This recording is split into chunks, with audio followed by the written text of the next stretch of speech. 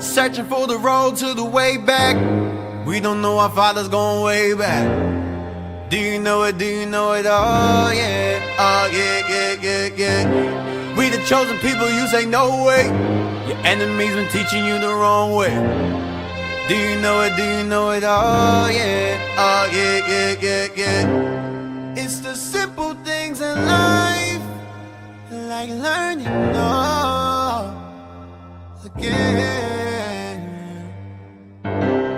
It's the simple things in life, like finding where it all began. Do you know your history? Yeah. Do you know it? Do you know it? Oh yeah. Do you know your history? Yeah. Do you know it? Do you know it? Oh yeah. Do you know it? Tell me, do you know it? Do you know it? Tell me, do you know it? Do you know it? Tell me, do you know it? Do you know it? Tell me, do you know it? Do you know it? Tell me, do you know it? Do you know it? Tell me, do you know it? Do you know it? Tell me, do you know it? Do you know it? Tell me, do you know it? History. Now we going back. He done on my back for sure. When I let the truth go, we gon' let them know. My people on my back for sure. I hold them down.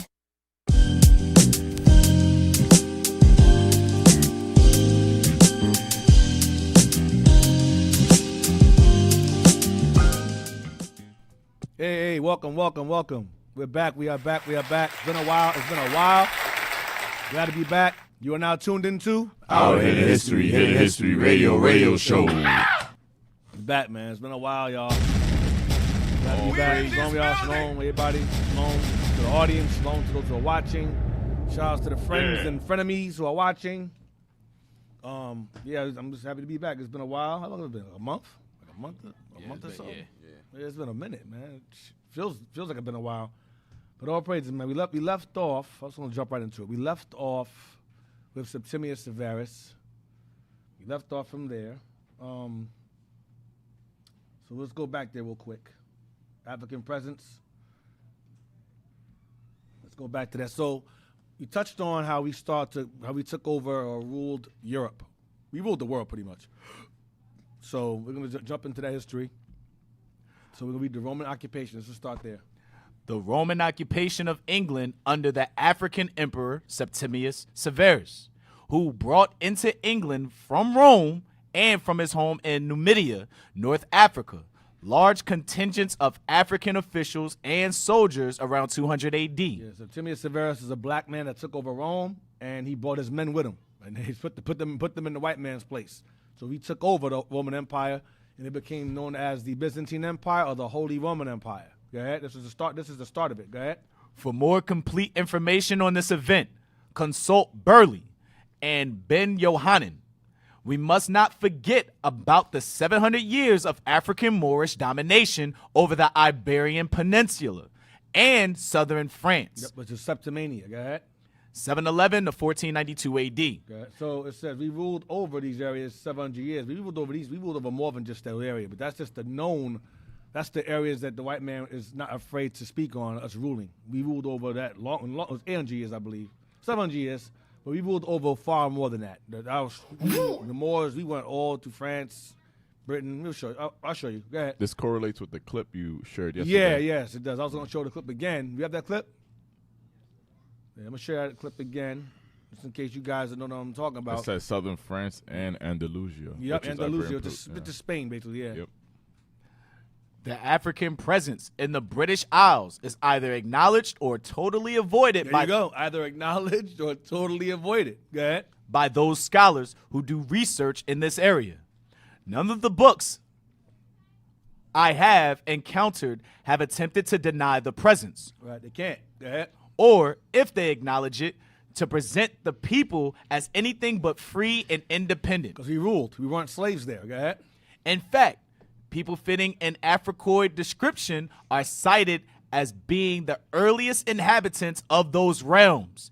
And this point is even verified in British literature and mythology. So in their mythology and in their actual literature, there's black figures that were the early inhabitants of these areas. We inhabited these areas. This is Septimius Severus here with his wife. I believe she's an Arab or Syrian. And that's his son. He has 2 sons there. One they blurred out because he was black as hell, so they wash him out.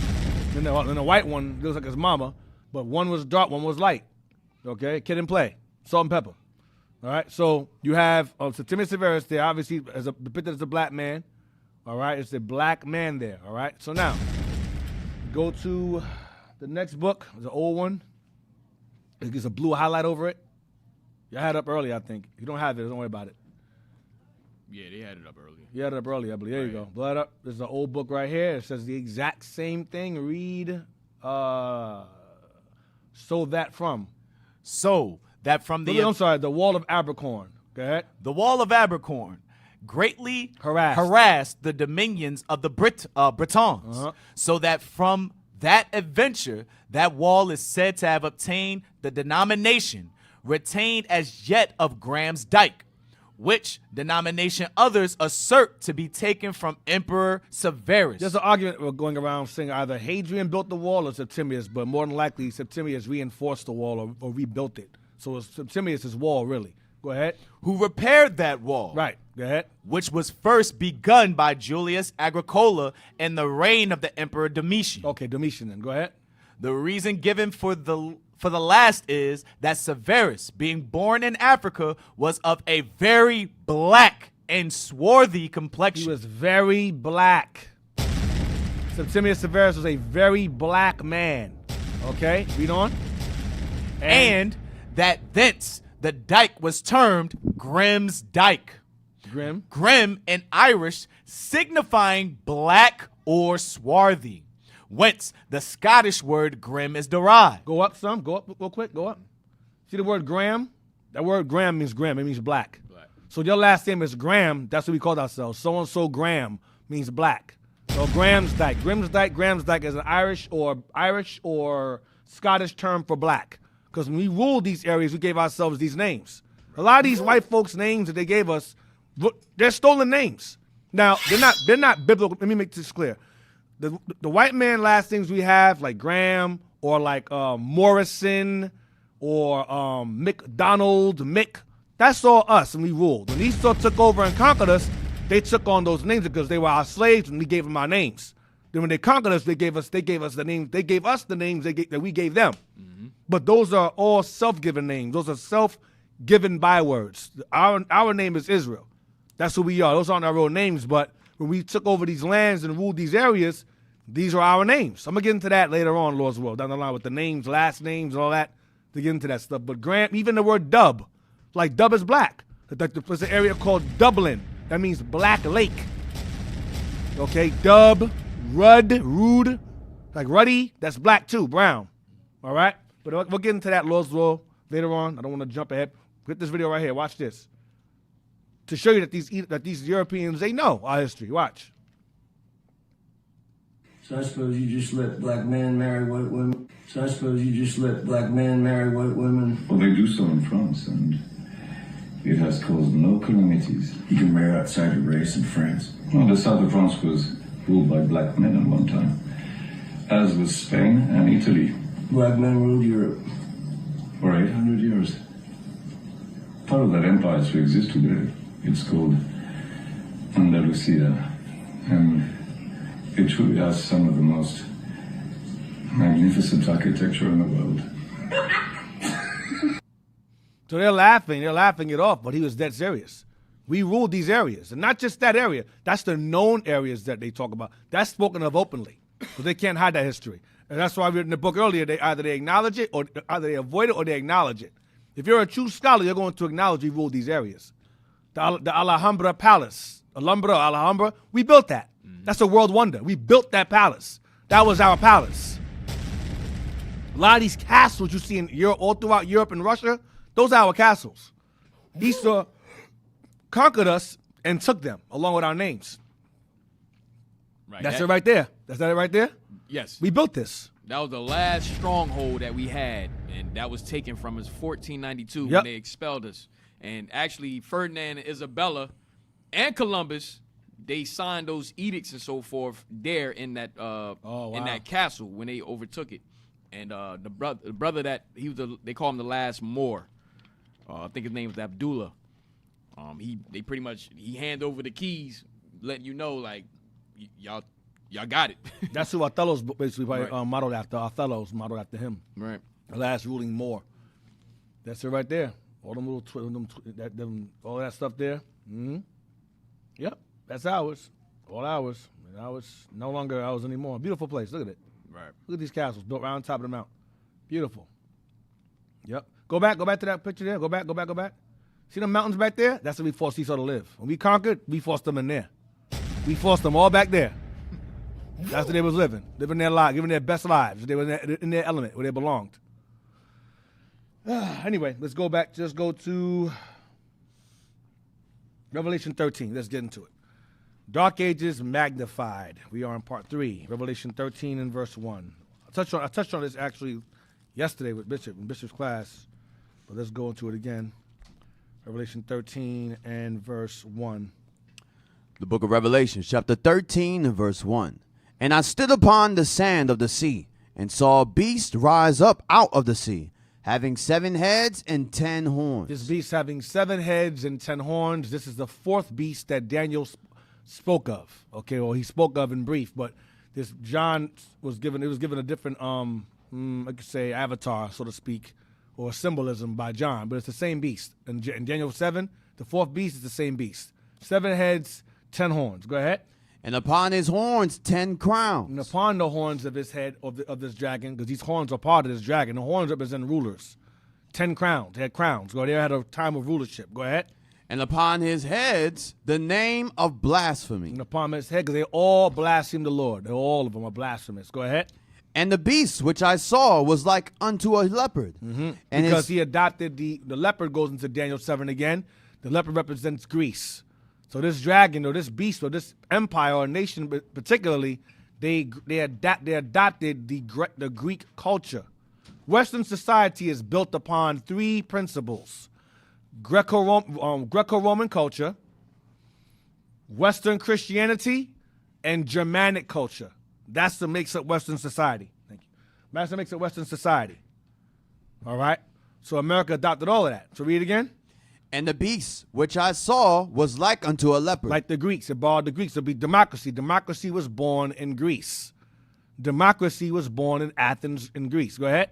And his feet were as the feet of a bear. Because he adopted the Persian philosophy, which is liberal, being liberal. Everyone can follow their own God. You know, as long as they're obedient to the law, to the powers that be, you can be liberal. Okay, everyone could do their own thing, follow your own God, you know, whatever the case may be. That certain level of liberty you're granted. That is freedom of religion. That's Persia. Go ahead. And also duality, like Republican, Democrat, all that stuff. Duality is also Persia as well. Read on. And his mouth as the mouth of a lion. The lion goes into Babylon. He adopted Babylonian customs. Babylonian, that goes into his paganism. Your Christmas, your New Year's, all right. The all different customs of the ideological pagan practices of America is Babylonian. Go ahead. And the dragon gave him his power. The dragon here is the devil. The dragon, Satan, gave him his power. Okay, read on. And his seat and great authority. So his seat to rule, his great authority and power was all of Satan. Now, all nations serve the devil. All of them. There's not a single nation on earth outside of Israel whose God is not Satan. All nations have a universal God, and that God is Satan. In different ways. In different ways and names, but it's the same God. Every nation outside of the nation of Israel has no God. I'm going to say it again. Every nation outside of the Israelites have no God. None. Their God is the figment of their imagination, and their imagination comes from Satan. D, can we prove that in Yeah. Psalms 96? Yeah, let's get it. Let's get it.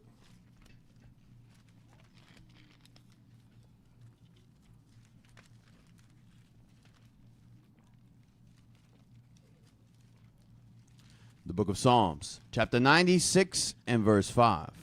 For all the gods of the nations are idols, but the Lord made the heavens. Mm-hmm. So all the gods of the nations are idols. They made them up. These nations have no God. None. Did Joel 2:27. And I mean all of them. There's not one that has a God. None. They have no God. Their gods are all made up, philosophical, mythological, nothing real. Joel chapter 2 and verse 27. And ye shall know that I am in the midst of Israel, and that I am the Lord your God, and none else. I'm the Lord your God, and no one else's. No one else is your God but me. I am your God, and I'm no one else's God but yours. Go ahead. And my people shall never be ashamed. We should not, but our people are ashamed. We are ashamed when we tell people that Christ is black, God is black, we are ashamed. But there will come a time when we will never be ashamed. We will acknowledge who our God is, we will acknowledge who we are, and we're going to get up out of this place as it burns. Revelation 13. Revelation chapter 13 and verse 3. And I saw one of the heads as it were wounded to death. So one of the heads on this great red dragon here, this scarlet-colored beast, his head was wounded. That head is Rome.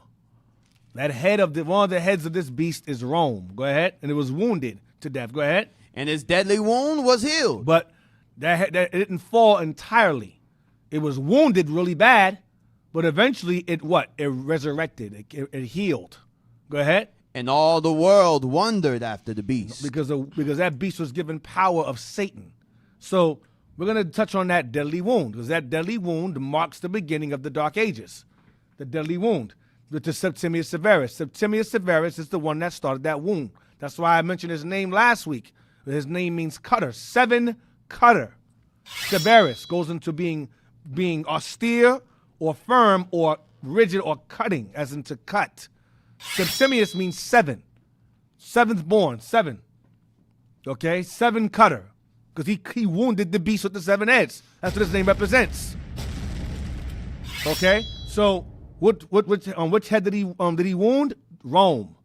He wounded Rome in 193 AD. Now, let's get real quick, 2nd Ezra 11 and verse 1. I'm so used to rushing, I'm saying real quick. 2nd Ezra 11 verse 1. Real quick. Yeah. 2nd Ezra 11 and verse 1. 2nd Ezra chapter 11 and verse 1. Then saw I a dream, and behold, there came up from the sea an eagle, which had 12 feathers, wings, and 3 heads. 12 feathered wings.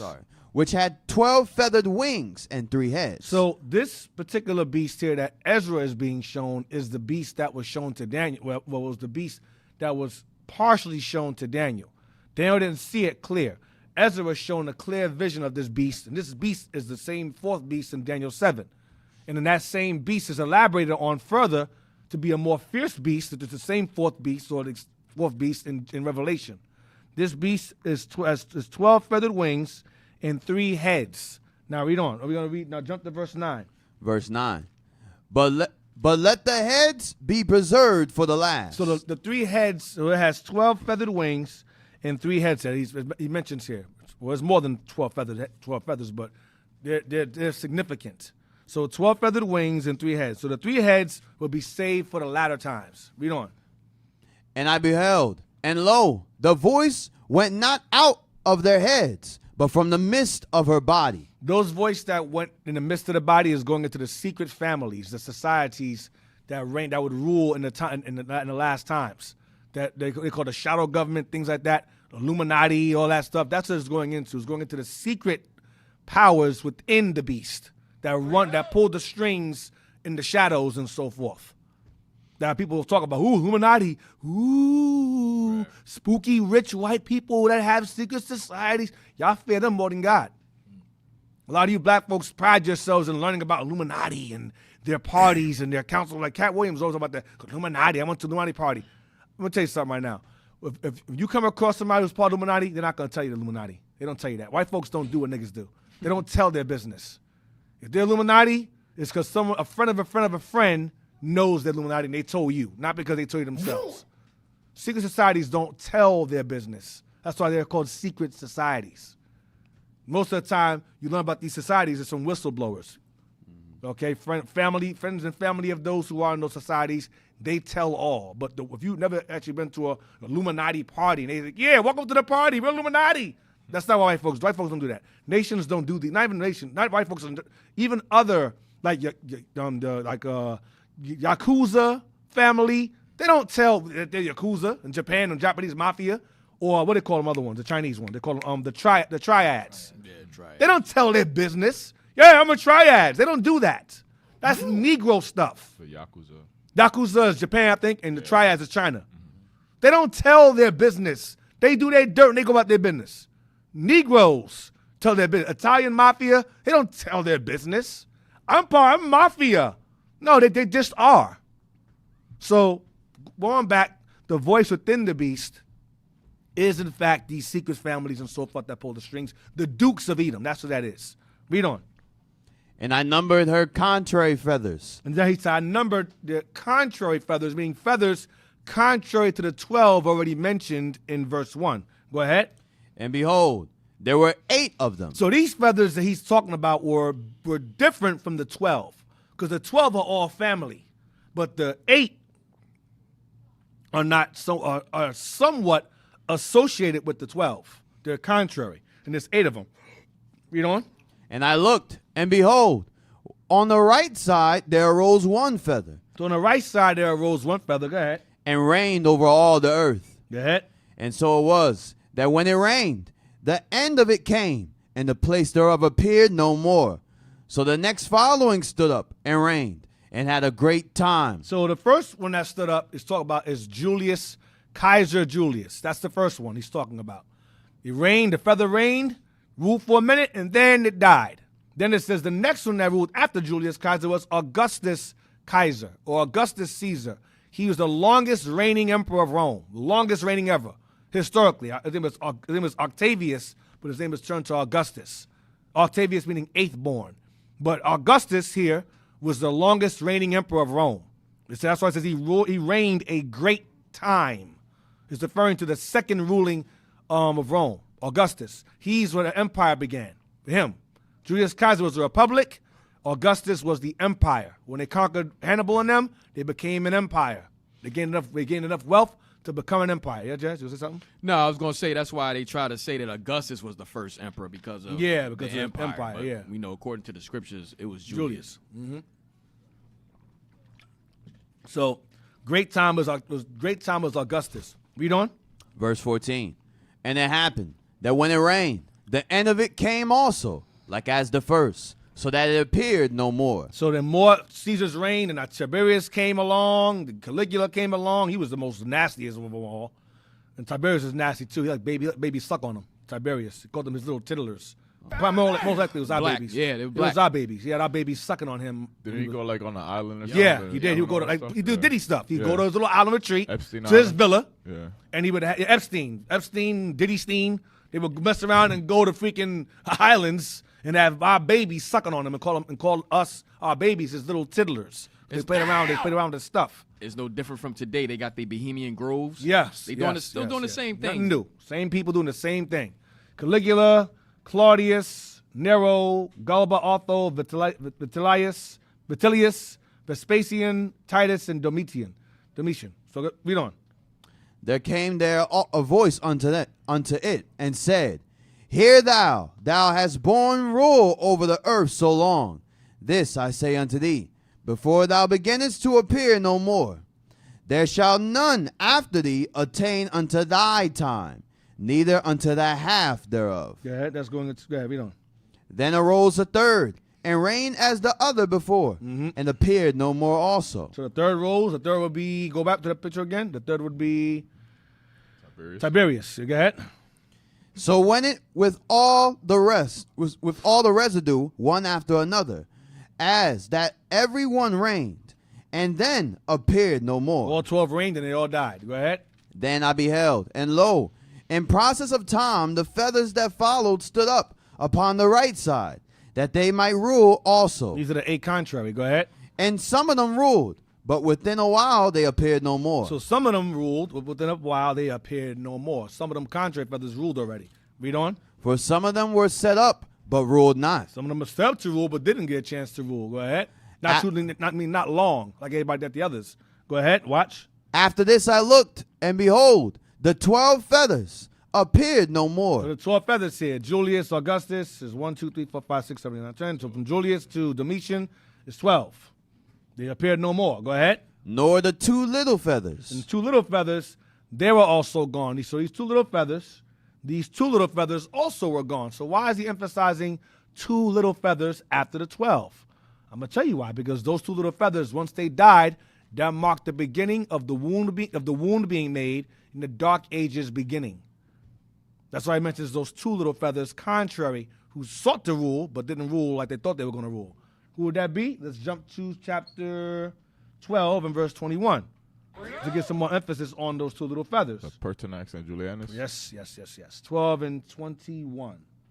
Second Esdras, chapter 12, verse 21. And 2 of them shall perish. There we go. It's the same 2 in chapter 11. 2 of them shall perish. Go ahead. The middle time approaching. And once those 2 were killed, the middle time is the Middle Ages begins.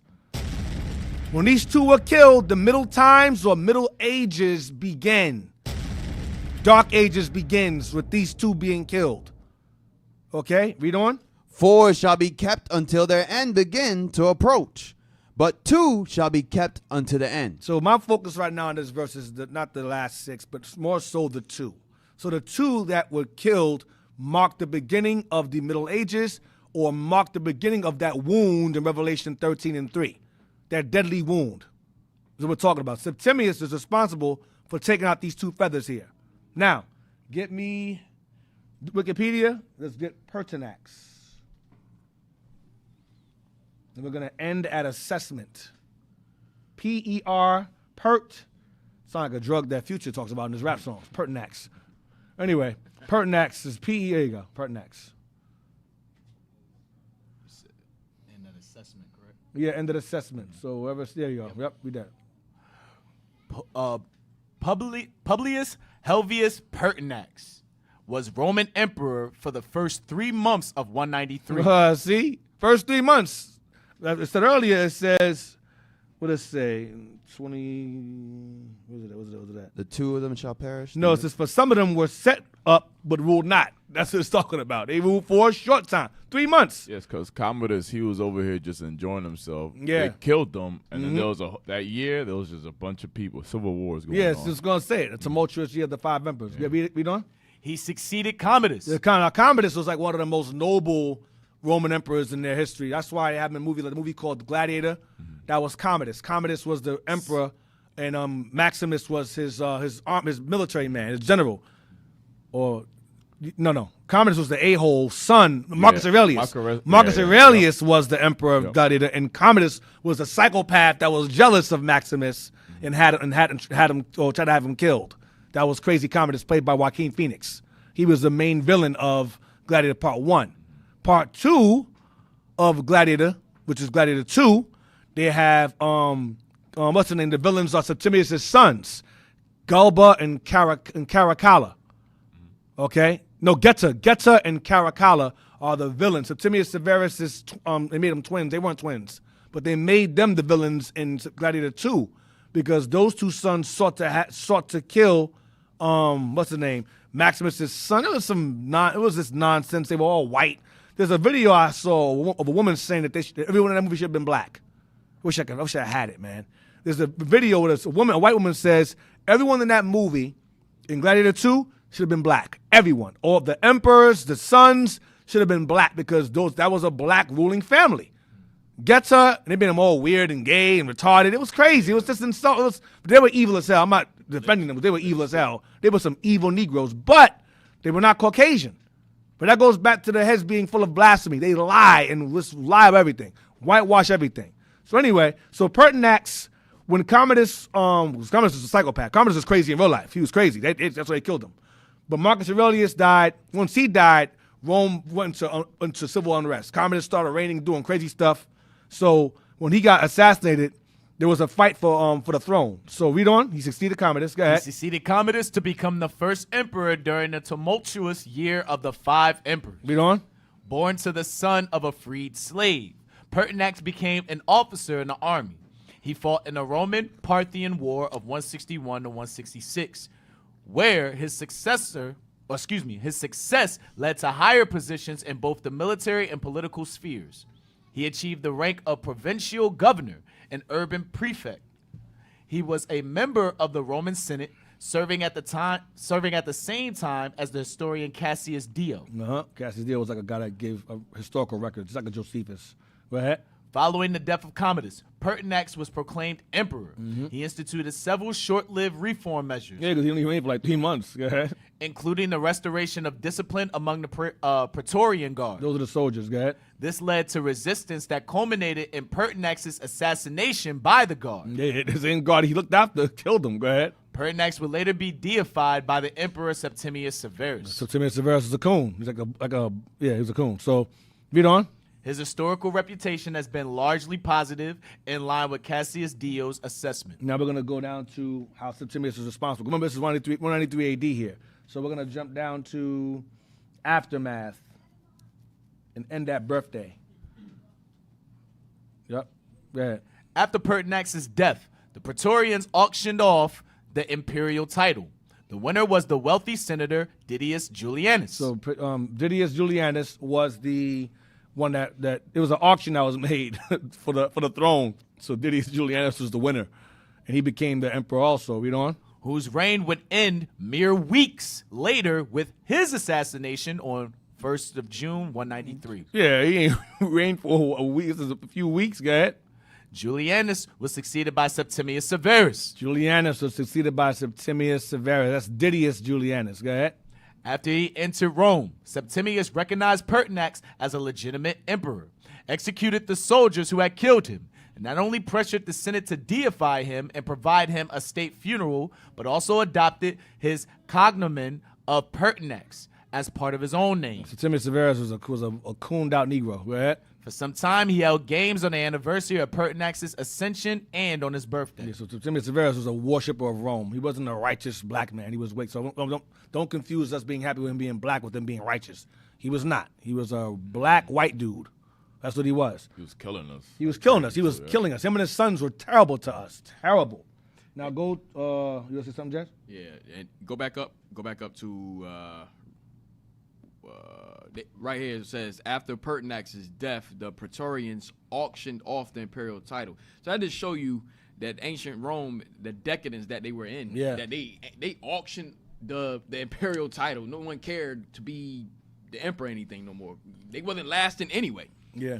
So they just auctioned it off. But that show you the age of decadence that Rome was in at that time. Yes. And that's why it says they're contrary feathers. These guys are not legitimately belong to the throne. Pertinax possibly, but the rest of them, no, not really, including Septimius. He was contrary.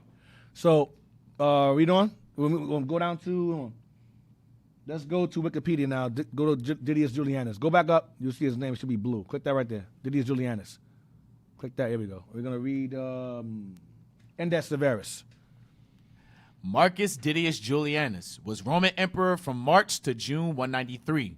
During the year of the 5 emperors, Julianus had a promising political career governing several provinces, including Dalmatia and Germania Inferior. Germany, yeah. And defeated the Chauci and Chatti, 2 invading Germanic tribes. He was even appointed to the consulship in 175 along with Pertinax as a reward, before being demoted by Commodus. After this demotion, his early promising political career languished. Right. Julianus ascended the throne after buying it from the Praetorian Guard. The same guard that killed Pertinax, he bought the rulership from them.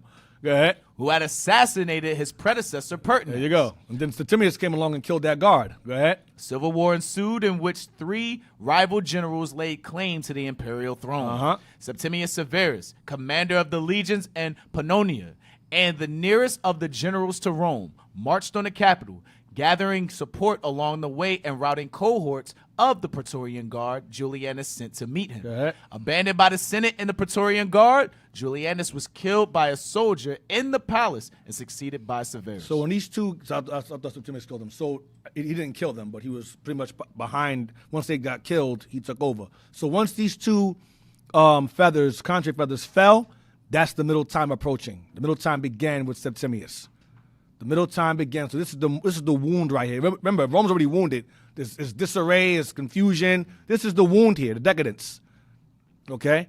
So Septimius Severus is the time when Rome was wounded, and he's ruling at the time, Middle Ages. All right? This is the beginning of the Middle Ages. All right? This marks the beginning of the time when blacks ruled. Now, you got a text? Move it over to the right a little bit, the light in the way. Move it over. All right. Shalom, Deacon. Most High Christ bless. I've been wondering every Sabbath class, where do the prayers come from? Are they all from the Torah or are they from the Psalms? I'm sorry, wait, what? I don't know. I'm guessing when they say sometimes, we before we pray, we read the scripture. I'm guessing they ask. Blow it up. I'm sorry, blow it up some. But where do we pray from? I don't know. Blow it up. Sometimes we pick a Psalms or us. Or they're asking where. Or we just pick. Brothers just pick a psalm to read from, particularly. Yeah, there's no place we get them from. We just brothers just in spirit moves them to just pick a certain psalm or a passage to read before we send the prayers up. That's pretty much all that is. Yeah. All that is. It's most likely from the Psalms. Yeah. Anything else? Is that current? Okay. Says. Nah, that's a 203. That's old. Yeah, so. Wait, no. 203 is. 203, no. That's PM. That's 5 minutes ago. But All right. It says by the 17th century, historians like Christoph Calarius, Okay. a German scholar, helped formalize the term Middle Ages. Do you think he get it from the second Esdras? I don't know. Maybe. I know that the Bible speaks on the middle. The Bible refers to it as the. Oh, good question.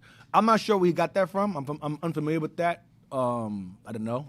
I know I know you have medieval times, they call it, or Middle Ages. But who coined the term? I don't know. But I do know that the Bible speaks on those times. So real quick, so that's a good question. That can bring me to this. Am I going there? Yeah, I'm gonna go there after this. I'll go there after this. I'll do that. That's the clip right there? Yes, sir. Oh, yeah, y'all on point, man. Play that real quick. Play it.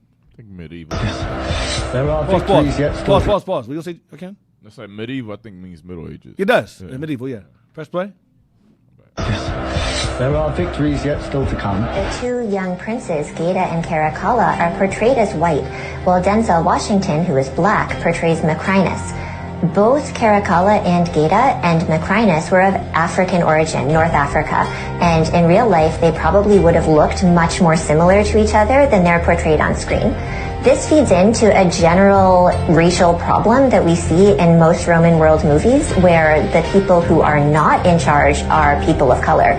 But actually, in the Roman Empire, particularly at this period, we see that people of color were pretty common throughout the Roman Empire, and they did have roles that were pretty important throughout Rome. In particular, at this period, we have a whole empire, an imperial family that's descended from North Africa on one side and Syria on the other. So certainly the rulers in Rome at this stage are people we would consider brown. Bring it out. I'm telling you, man. It was a bomb, man. That bomb is late. All praises. That's right. But I'm telling you, bro.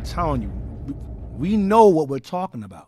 We're not some regular Negroes up here that just want to just race bait and argue and talk about how much we're better than people. No. It's about truth. It's about facts, evidence, research, history. This is what we do. We live this. So a lot of the things that woman said, I've known for years. We've known this for years. We're just presenting it to y'all. So everyone in that movie should have been black, including Denzel should have had a whole black. Should have been a Black Panther pretty much movie. Gladiator 2 should have been all black. You know what else she meant? She meant the Gladiator 2 himself. Maximus should have been black too. Because Maximus is loosely based on Septimius. Maximus in part 1 is loosely based on Septimius. That's who he's based upon. So even when you watch the movie, I think Maximus' wife, they made her look kind of Negro too. She's white, but she had like wild. I wish I had a picture of her. If you go to real quick, go to Gladiator real quick. Gladiator movie part 1, and go to cast. Because the woman that his wife. She looked kind of weird in her face too.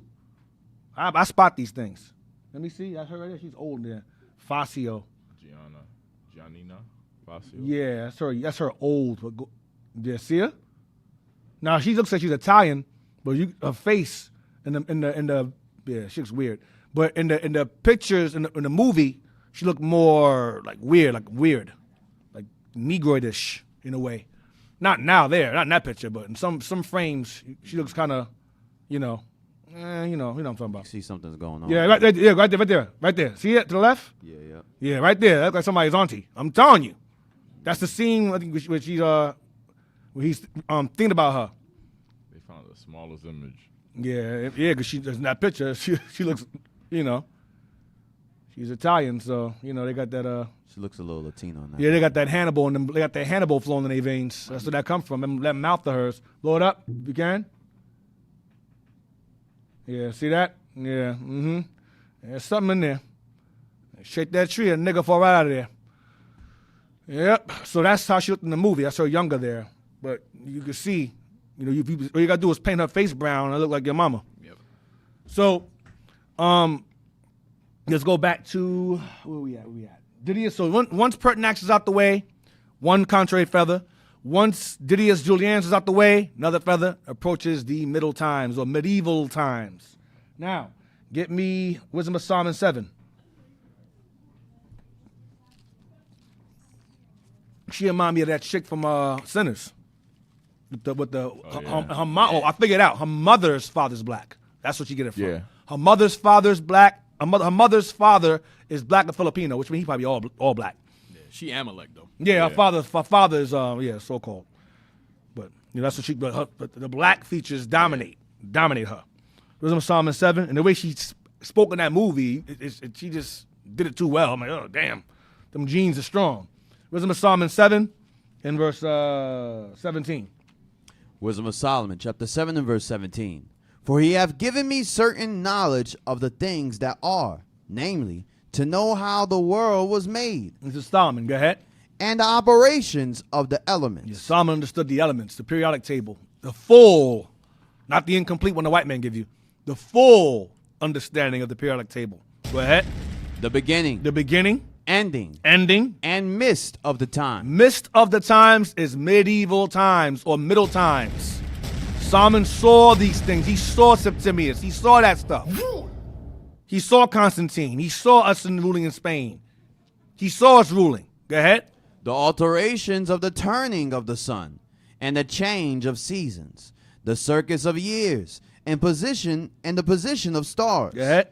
The nature of living creatures and the furies of wild beasts, the violence of winds and the reasonings of men. He learned all different forms of science. Go ahead. The diversities of plants and the virtues of roots. Botany, herbal. He was an herbalist, a botanist. Go ahead. And all such things as are either secret. Things that are secret. There are dark understanding of the scriptures, dark sayings. Go ahead. Or manifest. Or clear, obvious, the law of the commandments. Go ahead. Them I know. I know it all. But Solomon knew the beginning of times. He saw that. He saw the end of times. He saw the middle of times. We are in the end. Solomon saw this. He saw us here. The Spirit is the prophet of the Lord. So, prophet and king. So, middle times approaching. Same thing. Once those two feathers are out the way, that marked the midst of the times. The middle of the times. That's how you know Esau knows that there was a beginning of time. Esau knows that there was an end time. You can't be a middle without a beginning and an end, now can there? And guess what? Middle times didn't start 1 billion years ago either. If there's the Middle Ages, then the whole dinosaur thing is ridiculously stupid. That whole time made no sense. How in the hell is the Earth billions of years old, but then you have Middle Ages? That don't make no sense. It don't make no damn sense at all. None. Revelation 13:12. Dinosaurs are real, but them being billions of years ago is nonsense. Dinosaurs are very real. Revelation 13 and 12. Revelation chapter 13 and verse 12. And he exerciseth all the power of the first beast. He exercised all the power of the first beast is going into America. The first beast is talking about Rome. Rome. Go ahead. Before him, and causeth the earth and them which dwell therein to worship the first beast, whose deadly wound was healed. Whose deadly wound was healed because once after a while, the white man regained power on the earth, which marked what is called the Renaissance. And I showed you guys that before I left. The Renaissance means resurrection or rebirth. Okay, a new beginning. Okay, so the Renaissance is when the wound was healed. And the white man regained power over the earth and took us and conquered us. Bishop showed you images yesterday in the books of them conquering the castles. That's the beginning of the Renaissance. Their rebirth. Now, started with the reconquest. Reconquista, they call it, right? Yep. Right. This right here, here's an example right here. The wild men. The wildlings or the white walkers also. They're white walkers too. Blue eyes, white pale skin, can't die, demonic as hell. They can die, but you know what I mean. I'm just being sarcastic. But that's us in the castle. See the king with his crown on his head, the woman, the queen with the crown, black as hell. All of them black. Go down to the bottom, all the soldiers, black, brown. Look at them. Yep. Fighting who? Go over to the left. Look like Manny there. Damn. Go down. You ain't got no damn socks. Don't get their damn toes, the toenails. Claws. Just very fuzzy white folks. They look like the description of what the Lord said Nebuchadnezzar would look like. Oh yeah, yep. But this all goes back to if they don't shave. That's how they look, men and women. That's how they look. That's that Job 30. Job 30, yeah. I'm gonna get into that. I'm gonna get there soon. Give me 10 Caesars. Do I got Job 30? Do I want to go to Job? Damn, officer. Let me think. Sorry. I don't want to go on it and did I have it written down? I gotta skip it. Let me see. My bad, Let me see. No. You good. Let me see. Let's get it. Let's get Job 30. How much time we got? 10 minutes? Yes. All right, we can go. Hit Job. Job 30.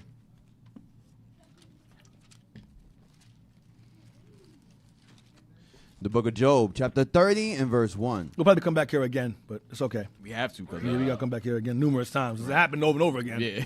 In different areas, so we got to touch it again and again. Go ahead.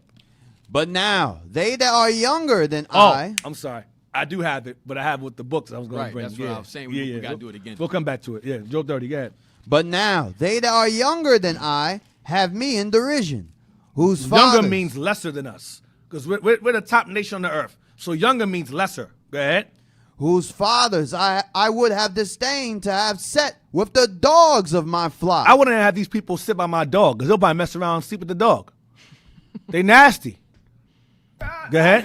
Yea, whereto might the strength of their hands profit me, in whom old age was perished. Go ahead. For want and famine, they were solitary. For want and famine, for lacking, we conquered them. When we conquered them and took over, we forced them into the mountains. So they were lacking, and they were solitary. They were forced into one concentrated area in caves. I showed you earlier in that picture earlier, the mountains back there.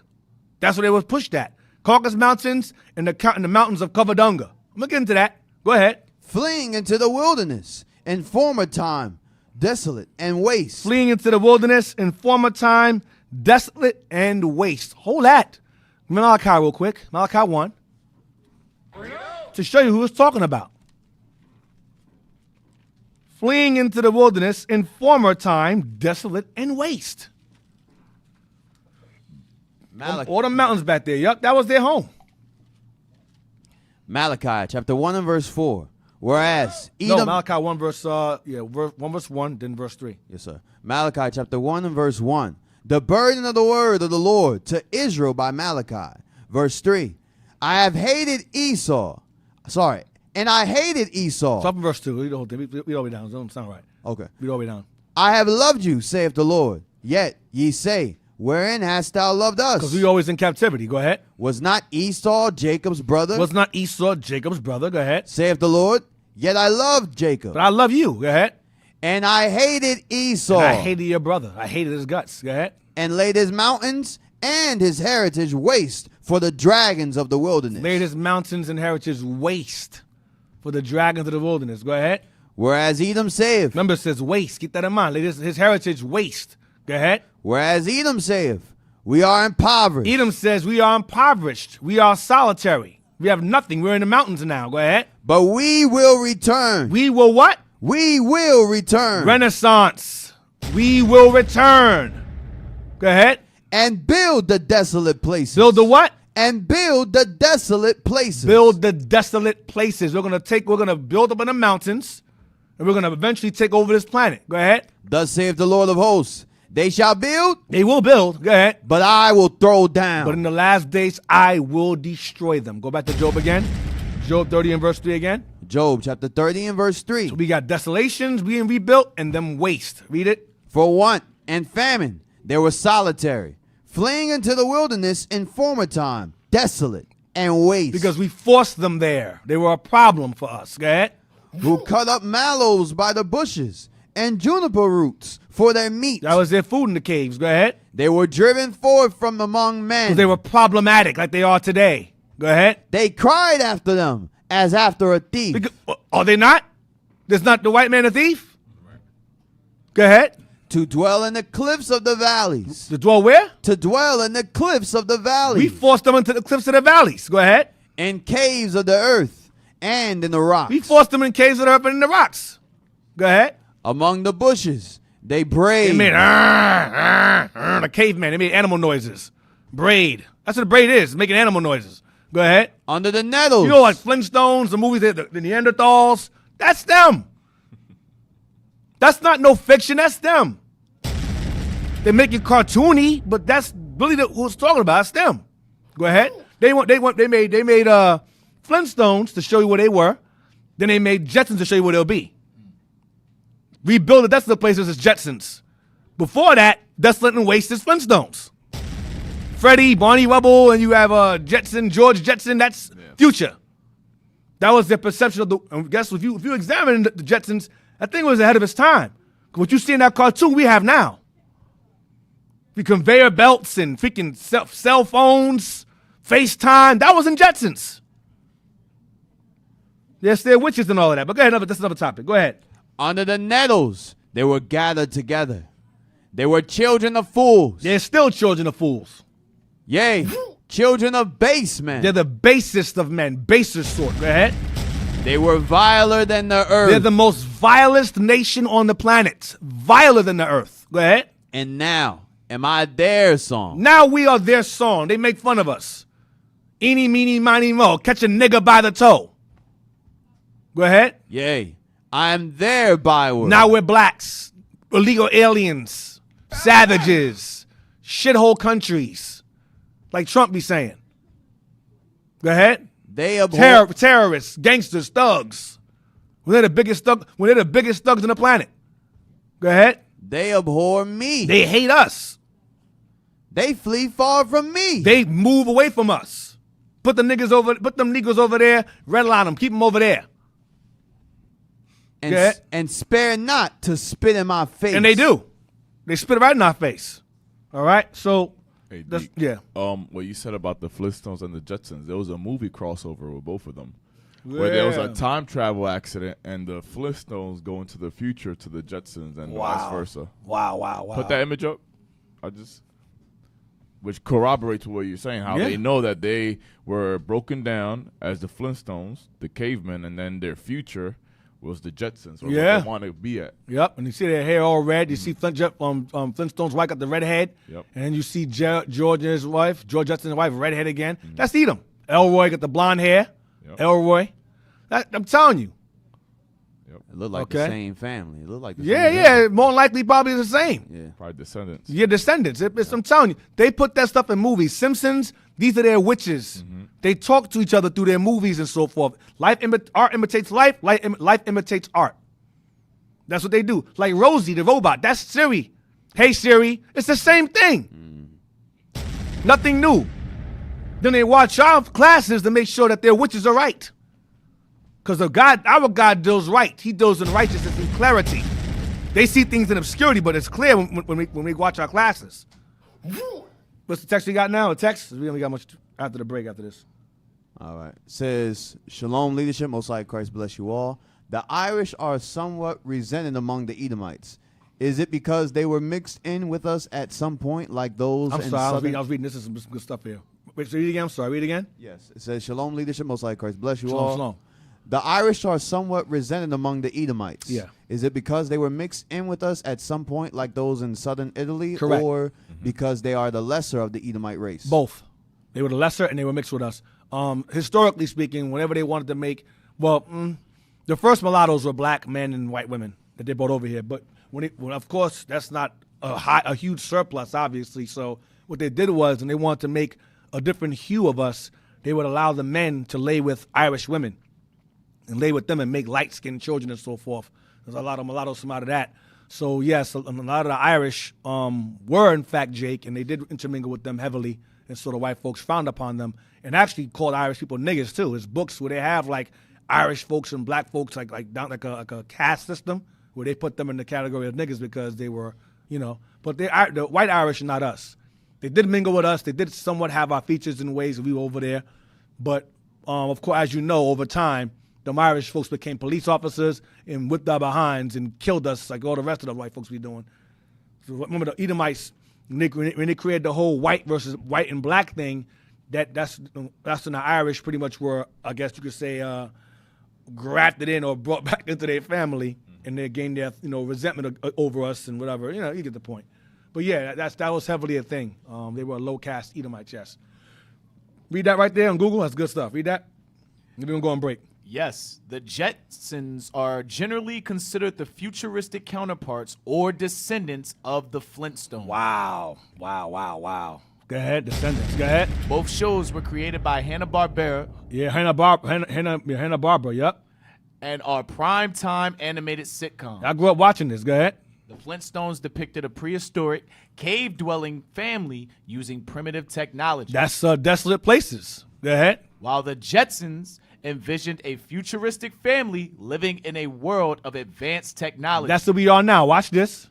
Including flying cars. They made those now. They have those. Robots. They have those. And space travel. They did that. We were remember I said Obadiah. They'll live in the caves and they'll go to the moon. They'll go into the stars. It's the same thing. Go ahead. The shows were created back to back. Back to back. Go ahead. With the Flintstones airing in 1960. 60. What are the odds? That year is so significant. 1960. Go ahead. And the Jetsons premiering in 1962. That was just the turbulent 60s, boy. That's when they got to the moon. That same year, 1960, if I'm not mistaken. The first moon travel, I think, moon landing was 1960, if I'm not mistaken. I think it was July. Of 1960. I believe so. I think it's 60 or 61. Yeah, either or, that year is significant. They know. They put the stuff they put it in their cartoons. So this is the Simpsons before the Simpsons, Flintstones and Jetsons. All right, so real quick, we're gonna go on a quick break. Yeah, 69. Okay, same thing, 60s. But Russia did it first, and then Kennedy. That's when it was like a competition. And that's when they came back in '69 and put a actual American flag on the moon. People on the earth. Oh, okay. Russia did unmanned. Oh, I got you. Well, all praises. 69. 59 was Russia. Got you. Was Russia unmanned, and then I'm still. Yeah. Okay, so I'm still on point. All praises. All right. So all praises for that. We're gonna go on a quick commercial break. So stay tuned. We got more for you. We got more for y'all. Stay tuned. Shalom.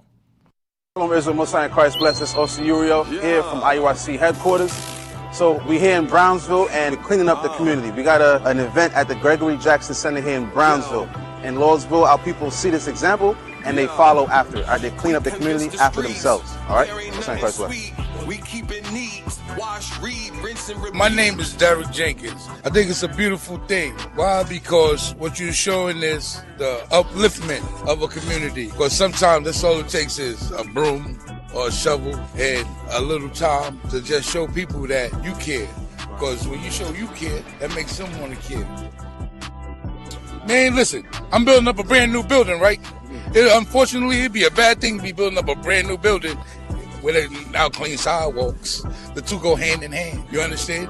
We all got to put work as a community to uplift the community because it's so easy for people to tear down the community. I thank y'all so much. I just want to come by to tell y'all thank y'all. This ain't my hood, but every hood is our hood.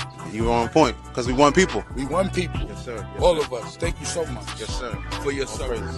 Our duty be to clean up the community, physically, spiritually, improve the unity. Hey, Shalom Israel, Most High in Christ bless. Officer Mishael, Philly camp. We just came back from the Haitian Fest 2025 here in Philly. And man, did it go down. All praise to the Lord. A lot of Levi got edified. They came to the table. We had our sign. We had everything going concerning edification for our people, letting them know who they truly are according to the gospel.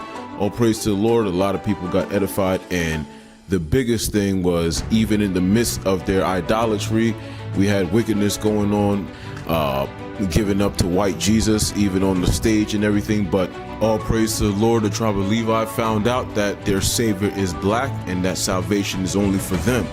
And with the context that we made, this gospel will continue to be pushed throughout the rest of Philadelphia. All praise to the Lord. With that, we're going to say shalom. Most High in Christ bless. At the August Wilson Block Party, IUIC Pittsburgh and IUIC DC came together in unity, standing boldly for the truth of the Bible.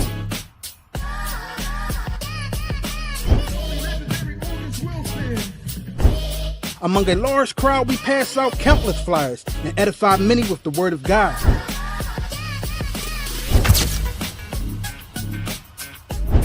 From every corner of our community, souls were reached. This moment, it's your chance, it's your time.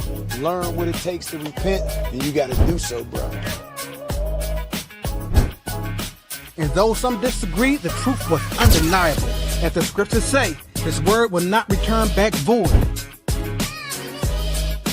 And we thank the men that came down from DC to help put boots on the ground in Pittsburgh. All praise. Mission accomplished.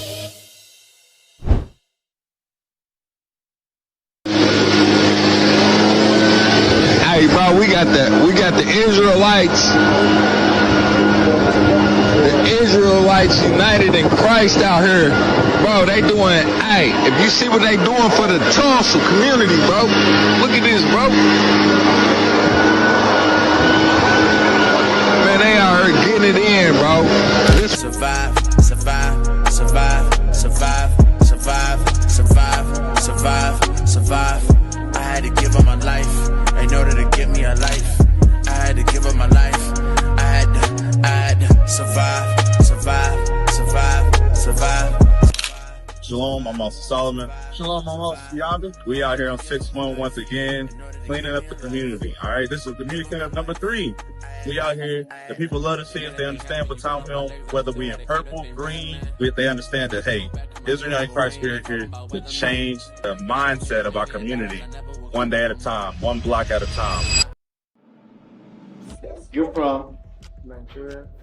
Your land been colonized? Yeah. We, as the nation of Israel, in Leviticus chapter 23, there's a list of high holy days that the Most High God gave his people, the nation of Israel. One of them is Pentecost. But I never read in the Bible that this brother or this forefather was a Pentecostal. It's not there. 1873, Charles, the Edomite, the white man, the devil, created the religion Pentecostal. This is our religion. Give me Deuteronomy 4. You say I'm an Israelite. Okay, what's your religion? What do you do? These are the testimonies and the statutes and the judgment which Moses spake unto the children of Israel after they came forth out of Egypt. See that? Our religion is God's laws. So I should believe that I'm an Israelite first and foremost. And secondly, I should also believe that Christ is a black man. Yes. I believe. I'm okay with it. Yes. I'm okay with it. I believe. You believe? Yeah, I'm an Israelite. Yes. And Christ is a black man. I believe. Yeah. Shalom, Most High in Christ bless Israel. We're IUIC New York headquarters. We are here at the Gregory Jackson Center in Brownsville, Brooklyn. The purpose, to give back to our community, to shed some light on God's laws and what the Bible has to offer us that some of our people never knew. We also showed our very own movie, The Curse of Miriam. We also had Unspoken History Treasures, which is a traveling museum and give a display on ancient artifacts from slavery. I'm happy that I actually got the chance to stop by. It's good to see everybody come together. It was very knowledgeable. I learned that I was a child.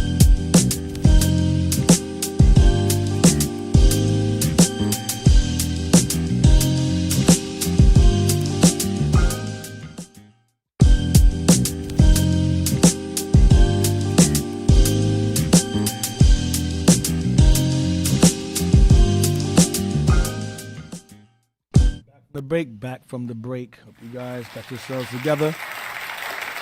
Got your snacks, use the bathroom, whatever you got to do. We're back. Revelation 13 and 12. So we just left with Psalm and 7 where it mentions the middle times or midst of times. All right, or medieval times. Revelation 13, verse 12 again. Revelation chapter 13 and verse 12. And he exerciseth all the power of the first beast before him, and causeth the earth and them which dwell therein to worship the first beast, whose deadly wound was healed. Whose deadly wound was healed, going into Rome, being wounded. Now, give me the 10 Caesars. I'm on page 237. 10 Caesars, or 10 Kaisers, same thing. Kaisers, Caesars, same thing. I like to say Kaisar better, because that's what they are, it's the same people. Septimius Severus, let's read that. The year that followed Commodus's murder, 193, is sometimes known as the year of 5 emperors. It marked Rome's first civil war in more than a century. For nearly 125 years, the succession to the throne had been relatively peaceful, if not always proper. Let's jump down. I don't want to read too much and waste my time. Jump down to Severus, was Rome's first. Severus was Rome's first African emperor. Yes, that's the beginning of the Dark Ages. First black emperor. Go ahead. And he founded a dynasty that also gave Rome its first emperors from the Middle East. Other black folks took over after him. Go ahead. Lepsis. Lepsis was an old city. That's where he's from. Go ahead. A wealthy trading center founded by immigrants from Phoenicia. That's Israelites. Phoenicians. We've been going on this for a long time. Phoenicians are Israelites. That's how you know Septimius Severus is from that family. Go ahead. Today, Lebanon. Israel. Go ahead. And also including native Libyan Berbers. That's us too. We over there. Go ahead. Carthage. Semitic Berbers. Go ahead. Carthage took control of the city until Rome destroyed Carthage. Because that was our home. We had land from Carthage all the way to Libya. Go ahead. Lepsis had been Roman for 300 years when Severus was born. It's called Lepsis Magna. Go ahead. A Latinized elite governed the town, but many of them, like Severus, had ancestors who spoke Punic. Hebrew. Because they're Israelites. Go ahead. A Semitic language. A Semitic language closely related to what? To Hebrew and Aramaic. That's the language that Christ spoke. The language that Christ and the disciples spoke, Hebrew and Aramaic, because these were Israelites. Punic is Hebrew. Phoenicians are Israelites. He was an Israelite. That's the point. Go ahead. And spoken in Carthage, as well as Phoenicia. Severus spoke Punic, as well as Greek and Latin. So he spoke Hebrew or Aramaic, pretty much, a cousin of it, as well as Greek and Latin. He was multilingual. Go ahead. In Rome, they mocked his provincial accent. So he had an accent. Go ahead. His father's family was wealthy, with strong connections to Rome, including 2 senators. So we had us, and we was in high. His family were high Roman officials. That's how he got into the military. Go ahead. Although they probably came from the native aristocracy, their status rose when Trajan declared Lepsis a colonia, which entitled all of its free citizens to Roman citizenship. Freeborn. That's Rome. Bond nor free. This is free. Here's the Israelites here. Free. That's Paul was talking about. Bond nor free. That's the free. It's the Roman citizenship. That's what Paul had. That's what it means to be free in the Bible. Go ahead. Severus' father, Publius Septimius Geta. Oh, wait. Severus' father, Publius Septimius Geta. Go back to that book. You know what I'm talking about? That name again. I told you I don't forget that name. Not this one. Well, that's good too. Geta. Publius Septimius Geta. No, I mentioned the names. It says Geta. Damn, what is it called? Is it Israelite something it's called? You know what I'm talking about? Redivivus. Redivivus. It's Redivivus. Israel. Geta. Yeah, Geta. Keep that in mind. Yep, Israel Redivivus. This is the one I'm looking for? I remember that font being like that. No, it's the other one, another one that go with this book. Your names, those names you were under. Thracians, it says Thracians, Geta. You know what I'm talking about? Yes. Yeah, I do remember. It has Israel in the name. Is it Wanderings? Is it Wanderings of Israel? Try Wanderings. I forget. I remember. You know what I'm talking about, though. It's a small book. Yeah, but the font, I know that's the wrong font. I remember the font. It wasn't that book. Well, let me see. Is that it? No, that's not it either. That ties to. That's a good cross reference, but that's not what I'm looking for. Geta. I want you guys to remember Geta.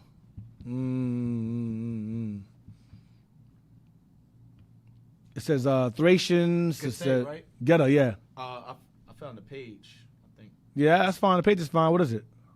Page 54. I'm about to send it to them. What book? He's on the book. I don't even find a page. I forgot the book. We used it. I forgot it. We've used it a lot. He posts on the group, y'all. Herodotus informs us. Oh, okay. You know what title that is? You know the book and the title for that? Is this the one? Nah, that's the book I got. Saying the same thing, but yeah, it had a couple of them like Geta. It had a list, yeah. Yeah. All right. Dang. Let me see. Wait. That looks like it. That's Rudder Davis. It'll do. That's fine. That's fine. Read that one. This is good. That's it. That's what I wanted. Go ahead. The Scythians. Remember earlier when Paul wrote about the Colossians about the Scythians. Go ahead. The Scythians. Getae. Geta. It's the same exact thing. Geta. Go ahead. Thracians. Thracians like Spartacus was a Thracian. Go ahead. Black. And Goths. Black Goths. Go ahead. Having thus been traced to one common origin. Go ahead. Or as being rather different names for the same people. Come on. There can be no reasonable doubt but that these represented the descendants of the 10 tribes who had escaped from the Assyrian captivity. Come on. It has also been seen that some of these migrated into Asia Minor and thus joined the Greco-Israelites in their colonies there. So the Greek speak, remember he spoke Greek and Latin.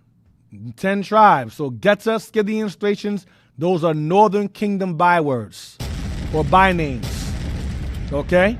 After the Assyrian captivity. Geta, Scythian, Thracian, Goth. Geta. Go back to Septimius Severus' father. His name. Read again. Severus' father. Publius Septimius Geta. Because that's the family. Septimius Severus is Northern Kingdom.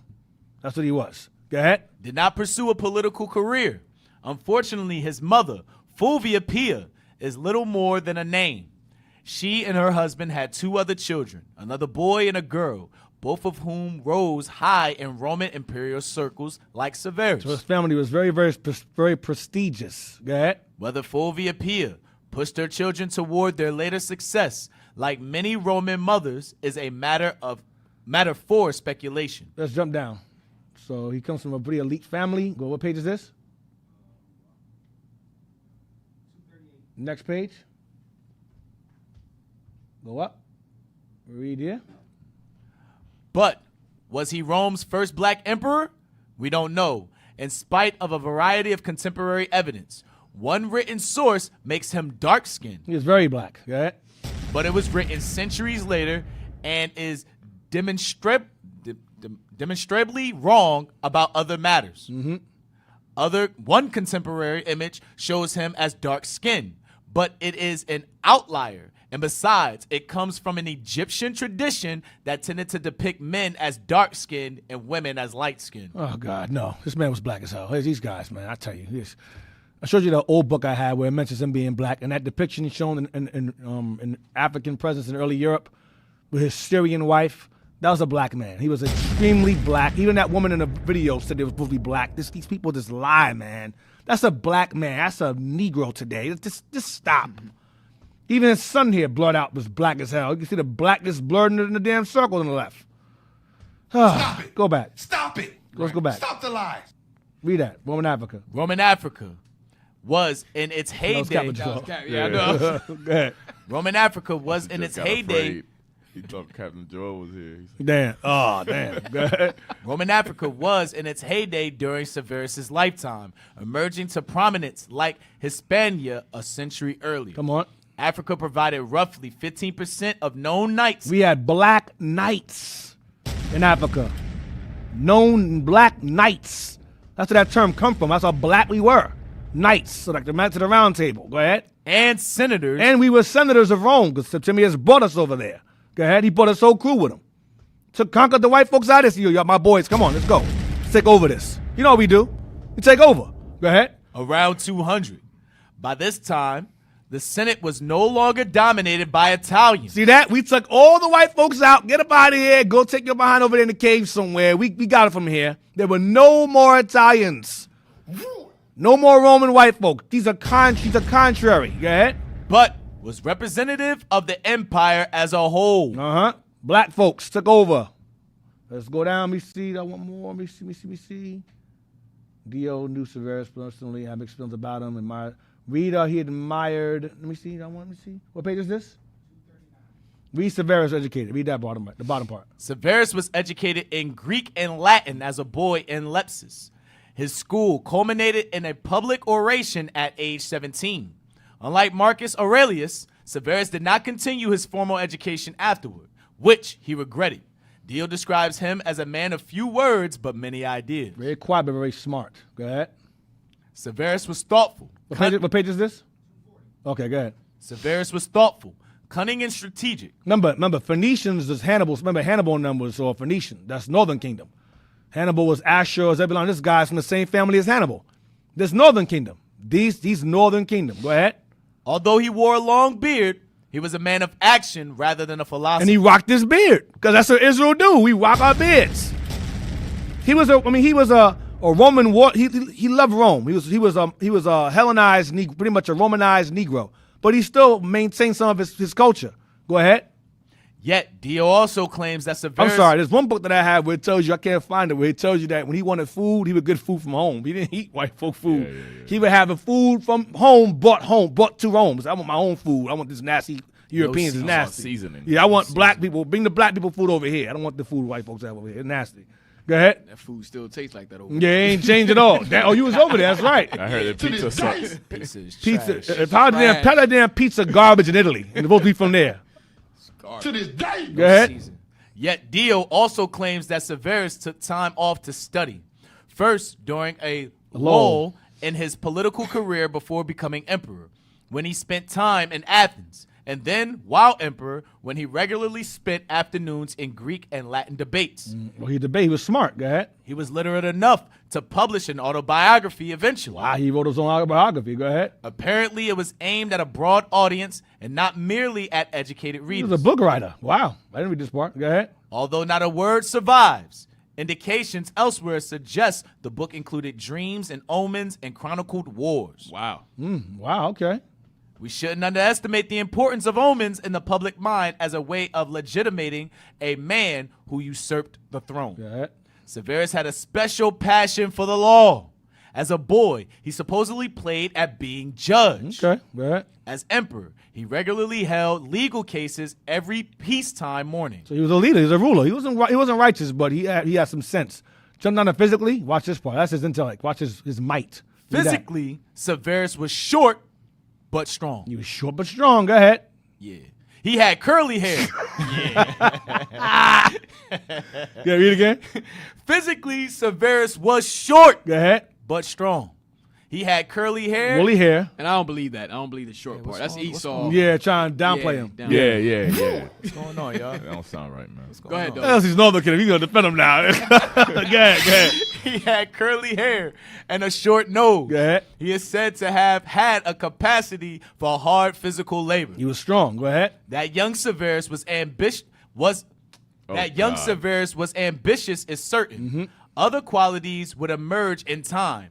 He was energetic, inquisitive, and blunt. Straight to the point. Oh, Jay, you know how we are. Straight to the point. Go ahead. He was quick-witted and decisive. Watch this. He had a temper, sometimes a violent one. He beat you down. Watch this. His critics considered him ruthless and deceitful. Yeah, white folks ain't like him. Go ahead. But Severus did not suffer a low opinion of himself. He didn't have low self-esteem. Go ahead. At 18, Severus went to Rome.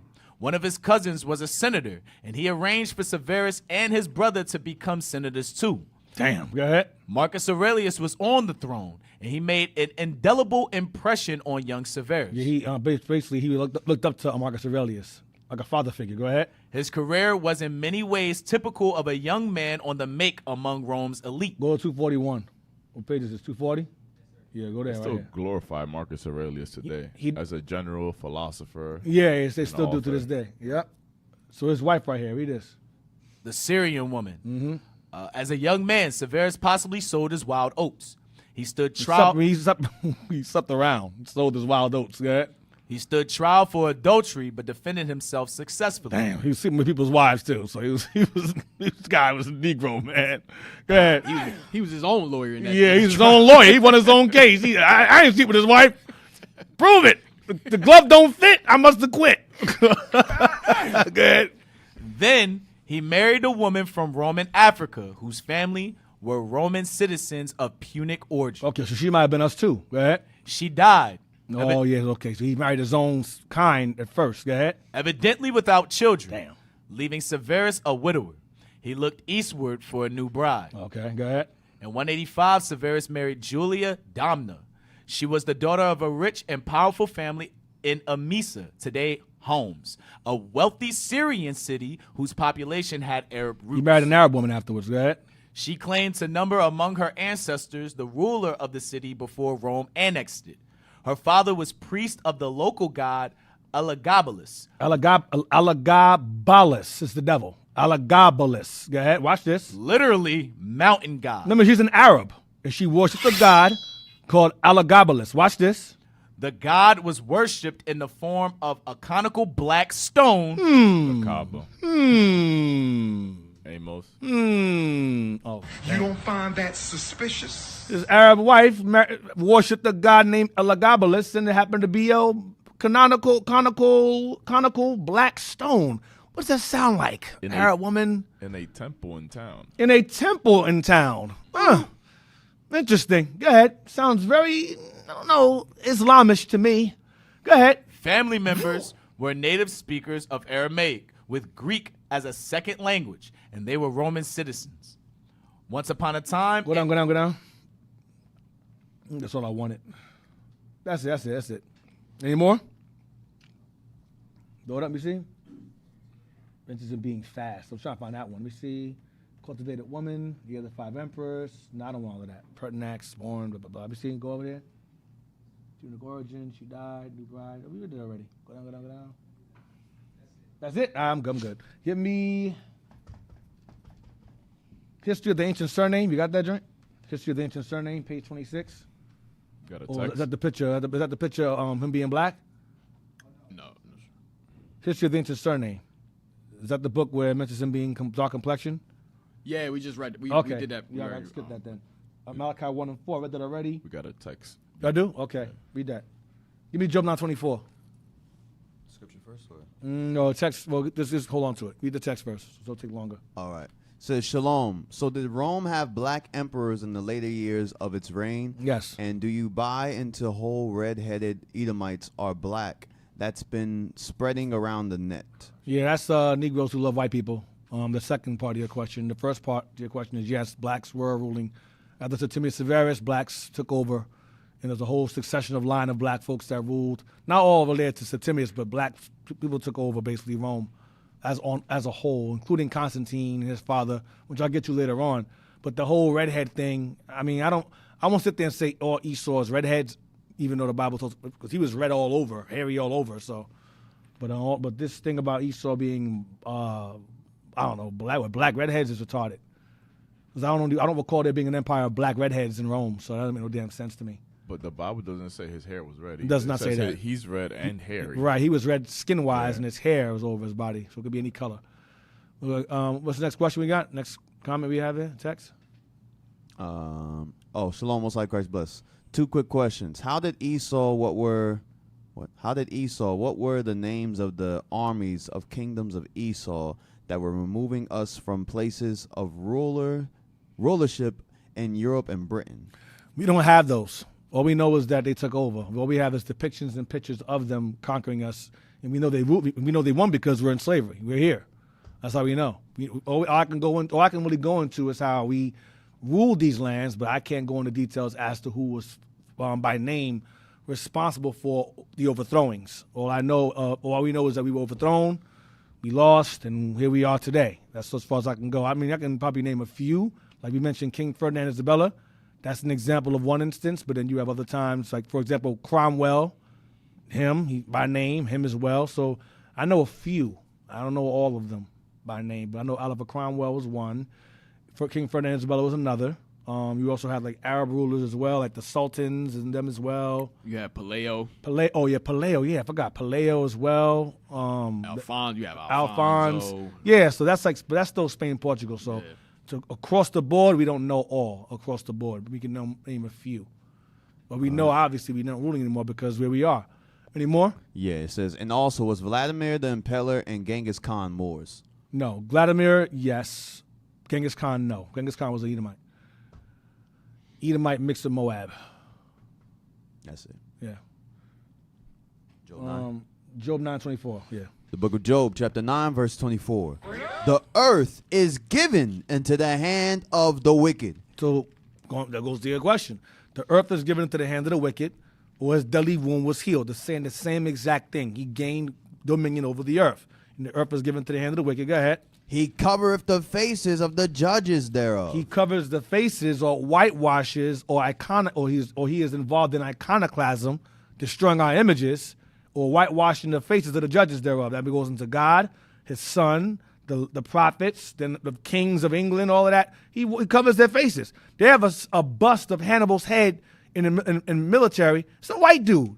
Hannibal is a black man. Right. They have Denzel playing him in a movie soon. And he have him a whitewashed image of Hannibal's head in the military. I'm like, yo, you can't make this up. That's not Hannibal. What the hell is happening here? It's madness. They even have white images of Septimius. He's an African man, black man. It's white man, Septimius is white man. Craziness. So he covered the faces of the judges thereof. That's what he does. Give me Ezekiel 28. Yeah. That's it right there? Yeah. Yeah, that's Hannibal. What the hell? That's an African man? The hell out of here, man. Give me Ezekiel 28. But this is his nature. This is what he's set to do. Ezekiel 28, verse 10. Ezekiel chapter 28 and verse 10. Thou shalt die the death of the uncircumcised by the hand of strangers. For I have spoken it, saith the Lord God. Go ahead. Moreover, the word of the Lord came unto me, saying, Son of man, take up a lamentation upon the king of Tyrus. He's referring to Edom. Go ahead. And say unto him, Thus saith the Lord God, Thou sealest up the sum full of wisdom and perfect in beauty. Go ahead. Thou hast been in Eden, the garden of God. Every precious stone was thy covering. When it says thou hast been in Eden, it's referring to Cain. When Cain was in the loins of Adam, he was in the garden. Okay, read on. The sardius, topaz, and the diamond, the beryl, the onyx, and the jasper, the sapphire, the emerald, and the carbuncle, and gold. The workmanship of thy tabrets and of thy pipes was prepared in thee in the day that thou wast created. So the skill of pipes, that goes back to Cain again. When it was already in him, or the Most High put that in him when he was in the loins of Adam. Read on. Thou art the anointed cherub that covereth. The Lord raised up Cain, or who became Esau later on the line, raised him to be the one to be the covering cherub. The messenger that covers up, covers the truth, covers our history, covers the world in darkness and evil. That's who Esau is. He is Cain 2.0. That's who he is. That's who he was. Read verse 14 again.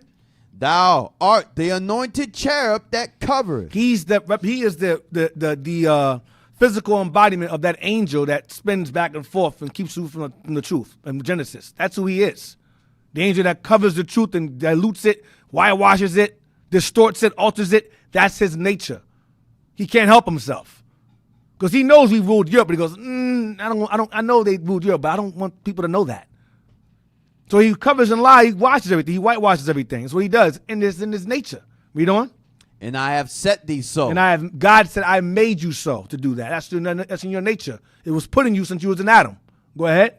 Thou wast upon the holy mountain of God. In Adam, go ahead.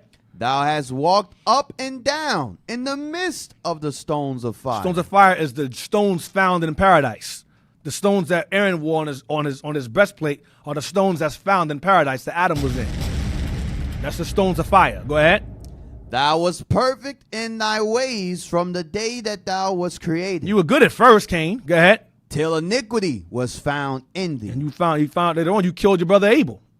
Go ahead. By the multitude of thy merchandise, thou hast filled the midst of thee with violence. Go ahead. And thou hast sinned. Therefore, I will cast thee as profane out of the mountain of God. Yeah, out of our land, homeland, Israel. Go ahead. And I will destroy thee, O covering cherub. God calls Esau the covering messenger, the covering angel, cherub. Go ahead. From the midst of the stones of fire. In the midst of the stones of fire. Go ahead. Thine heart was lifted up because of thy beauty. Because he gained authority on the earth. Go ahead. Thou hast corrupted thy wisdom by reason of thy brightness. Because Esau has wisdom. They're sorcerer. I showed you Jetsons earlier. That's their brightness, their wisdom. Go ahead. I will cast thee to the ground. That goes right back to Obadiah. That goes right to Malachi. I will cast thee to the ground. I will cast thee down. Cast thee down. Go ahead. I will lay thee before kings, that they may behold thee. And see that you're a man and not God. That's what he's talking about. All right. So Esau is in his nature, since he was Cain, to cover up and be that covering cherub that covers up the truth, the lies about us being children of Israel, all of that. Making history Caucasian. Oh, North Africans are Caucasians. No, they're not. The Jews are white. No, they're not. Covering cherub. That's his nature from the womb. Deuteronomy 33, verse 29. They get upset because history's coming out that there were a lot more black people, prominent black people in history, and they say, "Oh, we was kangs," and they start making we was fun kangs. of us. Yep. But yet they've done that with all the historical figures in the world, where they made them all white. Yep. And mind you, the majority of the earth are people of brown and dark skin. Yep. The overwhelming majority. So how the hell is it that white folks is everywhere and everybody all at the same time? It makes no sense. It makes no damn sense. And the proof is still on the walls in Europe and so forth. They couldn't get everything. That's how many. That's how that much itself. it was. Yeah. Yeah. It was too much. Too much to cover. 33, verse 29, Deuteronomy. Deuteronomy chapter 33 and verse 29. Happy art thou, O Israel, who is like unto thee, O people saved by the Lord, the shield of thy help, and who is the sword of thy excellency. And thine enemies shall be found liars unto thee. That's what's happening now. Our enemies shall be found liars. They shall be found liars. Go ahead. And thou shalt tread upon their high places. We're going to tread upon their high places. We're going to take our land back. Meet me Mark 4:22.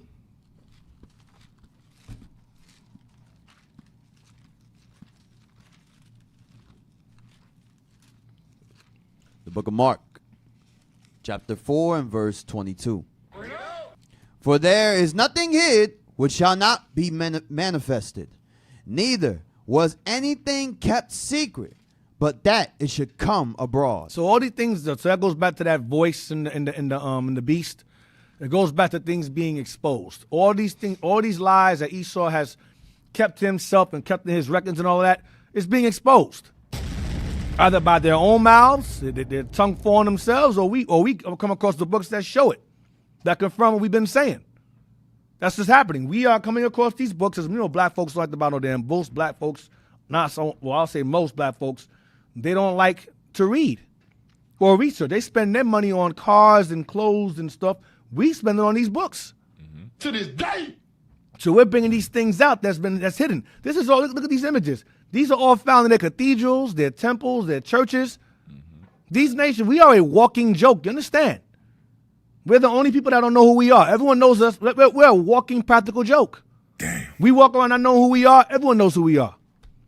I'll tell y'all a story. One time, years ago, I wasn't around at the time, but years ago, there were brothers on the street teaching the word of God.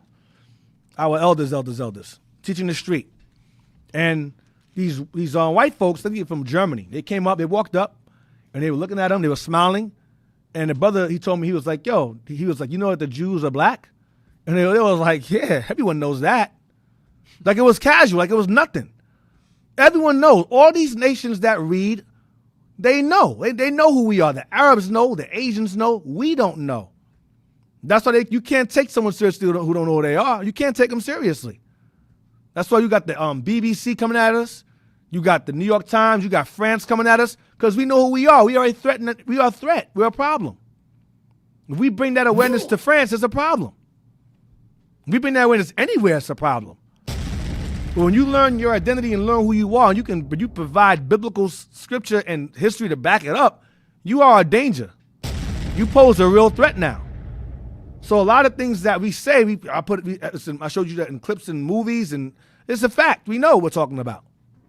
We're not just making this up and just trying to racial idolatry. Ooh, you think black is... No. You have some evil black folks that ruled at one point in time. I'm not glorifying them because they're black. I'm simply making a point that we were ruler. We sat on thrones. Our history doesn't start with just us being born here in a boat and that's it. Right. Our history transcends time. From Adam till now, we've been around for millennia. That's my point. We weren't just slaves on the, you're so bullseye good. No, we were sitting on thrones with crowns on our heads. Yeah.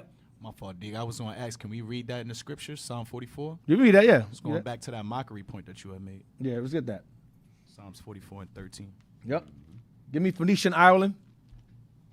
Psalms chapter 44 and verse 13. Mm-hmm. Thou makest us a reproach to our neighbors, mm-hmm. a scorn and a derision to them that are round about us. Thou makest us a byword among the heathen, a shaking of the head among the people. My confusion is continually before me. Because we don't know who we are. They mock us and we have no idea why they mock us. You coming across somebody, imagine you come across a man that was a warrior, that no one can beat him. He was indomitable. He was unstoppable. He was a problem. Then one day you forget who he is. Everybody was scared of him at one time. Everyone was subject to that man. Now he's walking around. He has no idea who he is. He has amnesia. He's a joke. He's a mockery. That's the guy that ruled over us one point in time. We're a mockery now. We are a joke, a byword, a freaking stereotype, a statistic now. Sad, man. Is that it? Yes, sir. Let's go to Venetian Ireland. I want page 146.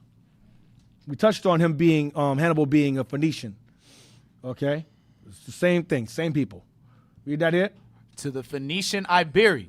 The Phoenician Iberi is going into the Phoenicians, the Israelites of Spain. We took Spain. Remember that clip earlier. We ruled Spain. We ruled France, Italy. So this is the beginning of it. The Phoenician Iberi, or the Israelites of Spain. Go ahead. Belong also the people of the Silures. So the Silures and Phoenicians, or Hannibal's family, are Israelites. Silures, who inhabited Britain. Read on. I was going to say it. Who had fixed their residence in the British Isles. Watch. And of whom Tacitus thus speaks. Their faces are colored. Their hair, for the most part, twisted. We are twisting our hair. And seem to encourage the belief that the ancient Iberi, who lay opposite to Spain, had crossed over and seized themselves of these settlements. So we took the British Isles. We was in Spain, and we shipped ourselves over the British Isles and took it over. We took over Britain. So we had France, Italy, Britain, and Spain. We had it. Go ahead. The Iberi alluded to are, of course, says Bocart, those of Tartessus. Spain. Go ahead.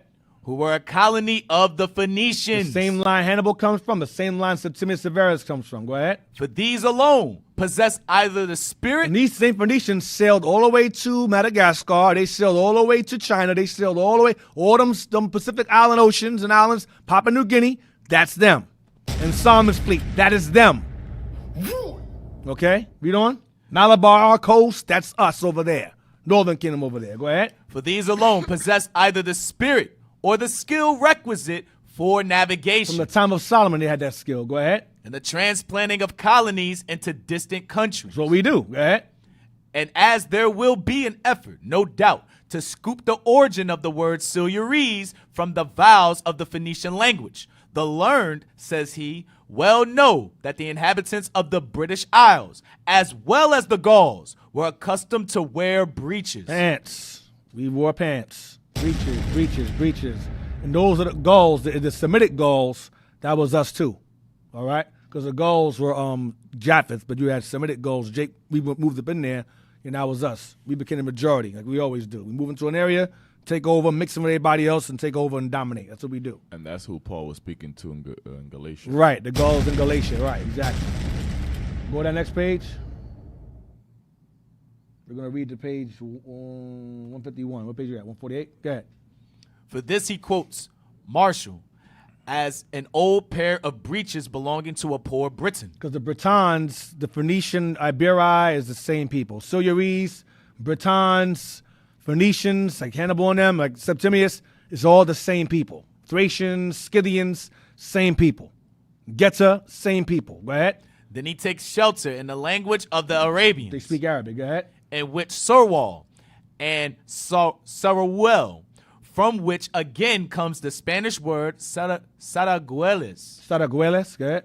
Signify all one and the same thing, namely a pair of breeches. A pair of pants, go ahead. Sawalim, therefore, in the Arabic, signify persons who wore this article of dress. From this, the Romans, says he, by transposition, gave the name of Silures to those Phoenicians who had settled in Ireland. See that? So the Silures were those Phoenicians that settled in Ireland. That was that. We took that over too. Ireland. Remember earlier it said Graham meant black. Graham. Ireland, Scott. That's us. Go ahead. As a mark of distinction between them and the rest of their race, just as a part of Gaul, where the use of this article prevails, is called bracata. From that very circumstance, such is Bocart's opinion. Yeah, go ahead. To me, however, it appears more likely that not all the Phoenicians who had come over to those islands, but only a few of their tribes, the lowest and the poorest, got the denomination of Silures from the rest of their fraternity, and that not from an Arabian term relating to dress, but a Phoenician one. An Israelite one. We wore breeches. Exodus 28. Exodus 28. You've been known for wearing breeches. Men wore pants, and women did not. Israelite women did not ever wear pants, ever. Exodus chapter 28 and verse 42. And thou shalt make them linen breeches to cover their nakedness. From the loins even unto the thighs they shall reach. And they shall be upon Aaron and upon his sons when they come in unto the tabernacle of the congregation, or when they come near unto the altar to minister in the holy place, that they bear not iniquity and die. It shall be a statute forever unto him and his seed after him. It wasn't just him and his seed. It was all Israel wore pants, breeches. That's why you see them wearing them here. Go back. So breeches is a pants. That's our custom. Go ahead. That's why I said we are a nation of kings and priests. Yep. So we do the same thing. Yep, exactly. Go ahead. And that not from an Arabian term related to dress, but a Phoenician one, purporting obscurity and meanness of origin. For Zaluth and the Phoenician means vileness or contemptibility, as generally applied to the rabble, and Zaluth, impurities, filthiness. Go to the next page. Hold up. Read that. Silures. Silures, from the words Zalor, that is, worshippers of the sun or fire. For, or, as well as both in the Hebrew and Syriac languages, signify the sun, to blaze, or any luminous body. That's possible. That's conjecture. Who knows? Let me see what page is this. Hold on. Let me see. Go to the next page. Let me see. Go down. Right there. Read that. From the Silures is named the island. From the Silures is named the island of Salora, separated by a turbid strait from the coast. So Salora is named after the Silures. Go ahead. Which is inhabited, as Salomus informs us, by a British race, the Dumnoni. That's the Dumnoni. That's us too. That's different group of us, different name. Dumnoni. Go ahead.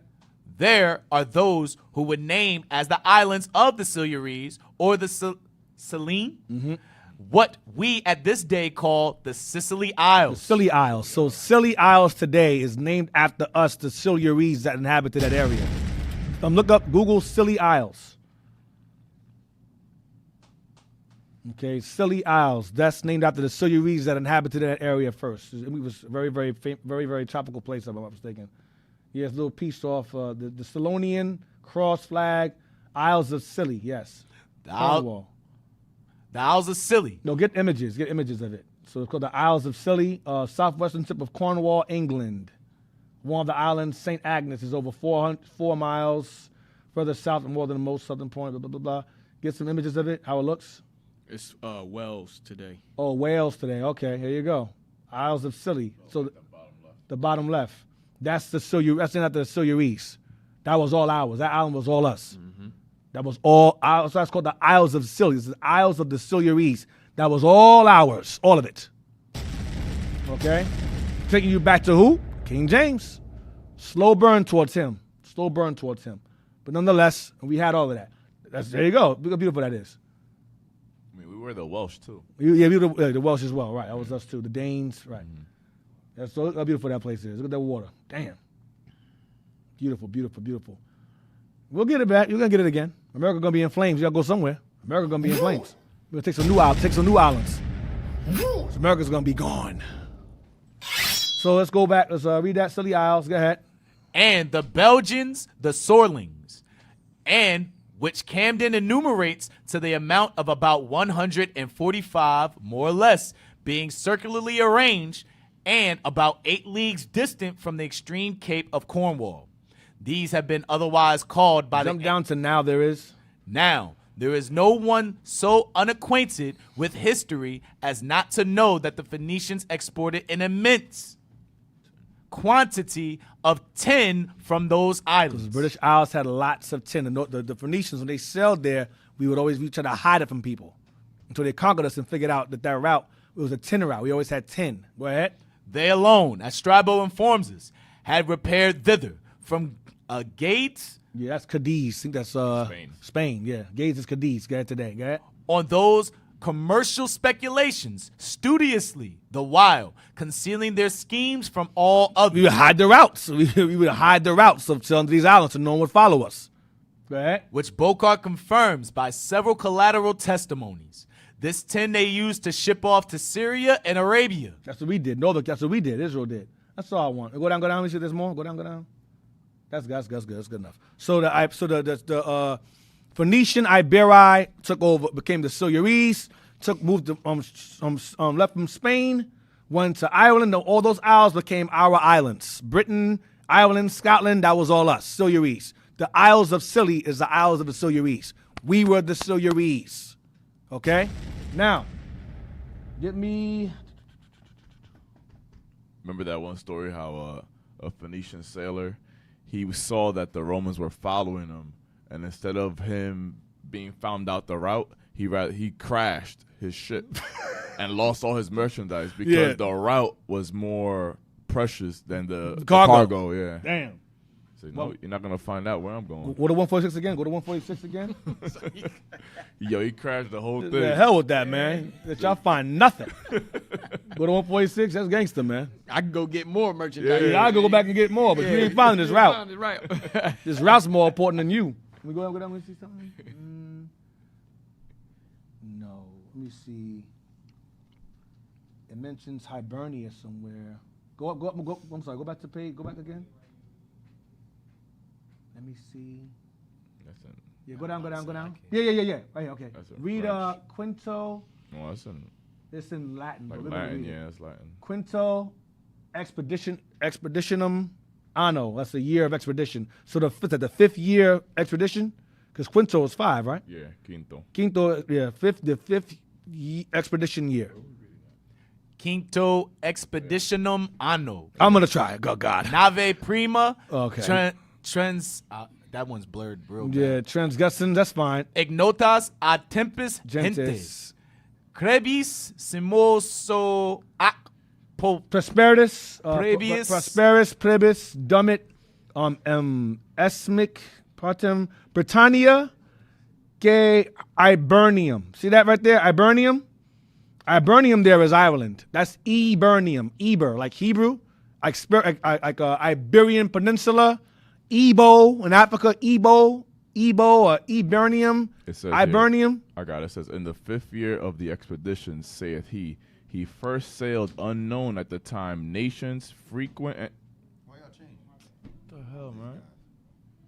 Yeah, something else. You gotta translate. First sailed over nations unknown at the time, frequent and prosperous times, domineering, and he took part of Britain, which knew Ireland, and armed it with troops, more for fear than for fear. I mean, the translation. Yeah, it's okay. Right. But that's what the part was. It says Hispanum. It has Ibernia. Ibernia is Ibernia is another term for Ireland. Yeah, it's Ireland. It's talking about Ireland. Yeah, Ireland is Ibernium. Iber is Eber. Ebernium. Iberian Peninsula. That's all Hebrew. It goes back to Hebrew. Eber. It says, but first he landed in Ireland, and from there he sent colonists into Britain, which was observed unto me by the most learned bishop of Meth, Dr. Aith Martin, upon conference with his lordship. Okay, that's all I wanted. That's good. Give me the next one. Give me the universal history. A universal history of earliest account. It should be volume XIX, which is whatever the hell that is. What was it? 21? 19. Is it 19? XYX? Oh, XYX. I'm sorry, XIX. Yeah, it's 19. 19. Yeah, I always mix those up. Yeah, that's right here. I want page 68. We ain't got much time to try. Let me see. Yeah, read. I'm going to show you right here. Here we go. I'll show you right here. Read, there are many.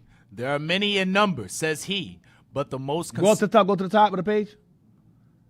Okay, so the ancient state of history of Britain. I found this by accident. Ancient state and history of Britain. I bought this book by accident, but it ended up being important. The ancient state and history of Britain to its desertion by the Romans and the invasion of the Angles and Saxons. Now read that. There are many in what number? Hey, can you blow it up just a little bit? Yeah. There are many in number, says he, but the most considerable among them are Hibernia and Albion. Hibernia and Albion. Now jump down to... The island? Yeah. The island of Britain, says Pliny, so much celebrated by the Greek and Latin writers, was formerly called Albion. Right, so go ahead. The name of Britain being then common to all the islands round it. And Kaiser, the other angle of Britain, shooting out to the west, lies over against Spain. Which, come on. And which side? On which side? On which side is Hibernia? Hibernia. Go ahead. An island thought to be half as big as Britain, and about the same distance from Britain as Britain is from Gaul. What a whence? Whence it had the name of Albion is uncertain, some deriving it from the Greek word alphon, which, according to Festus, signifies white, the chalky cliffs that in several places rise on our coast being of that color. They're white cliffs. They call it Albion for white cliffs, like albino, Albion. Go ahead. Some of our etymologists have recourse to the Hebrew tongue. Ah, that's the part you want to focus on. Some of us scholars that we primarily trust in, we have recourse to for the word having a Hebrew origin. Go ahead, or tongue. Go ahead. And some to the Phoenician. Ah, that's the part you want to focus on. Same thing. To the Phoenician. Go ahead. Albin, which is a Hebrew tongue. Go ahead. And the former, signifying white. That's where it comes from. Albion. We named it Albion because of the white chalky mountains there. Go ahead. And Alp, and the latter high. Mm-hmm.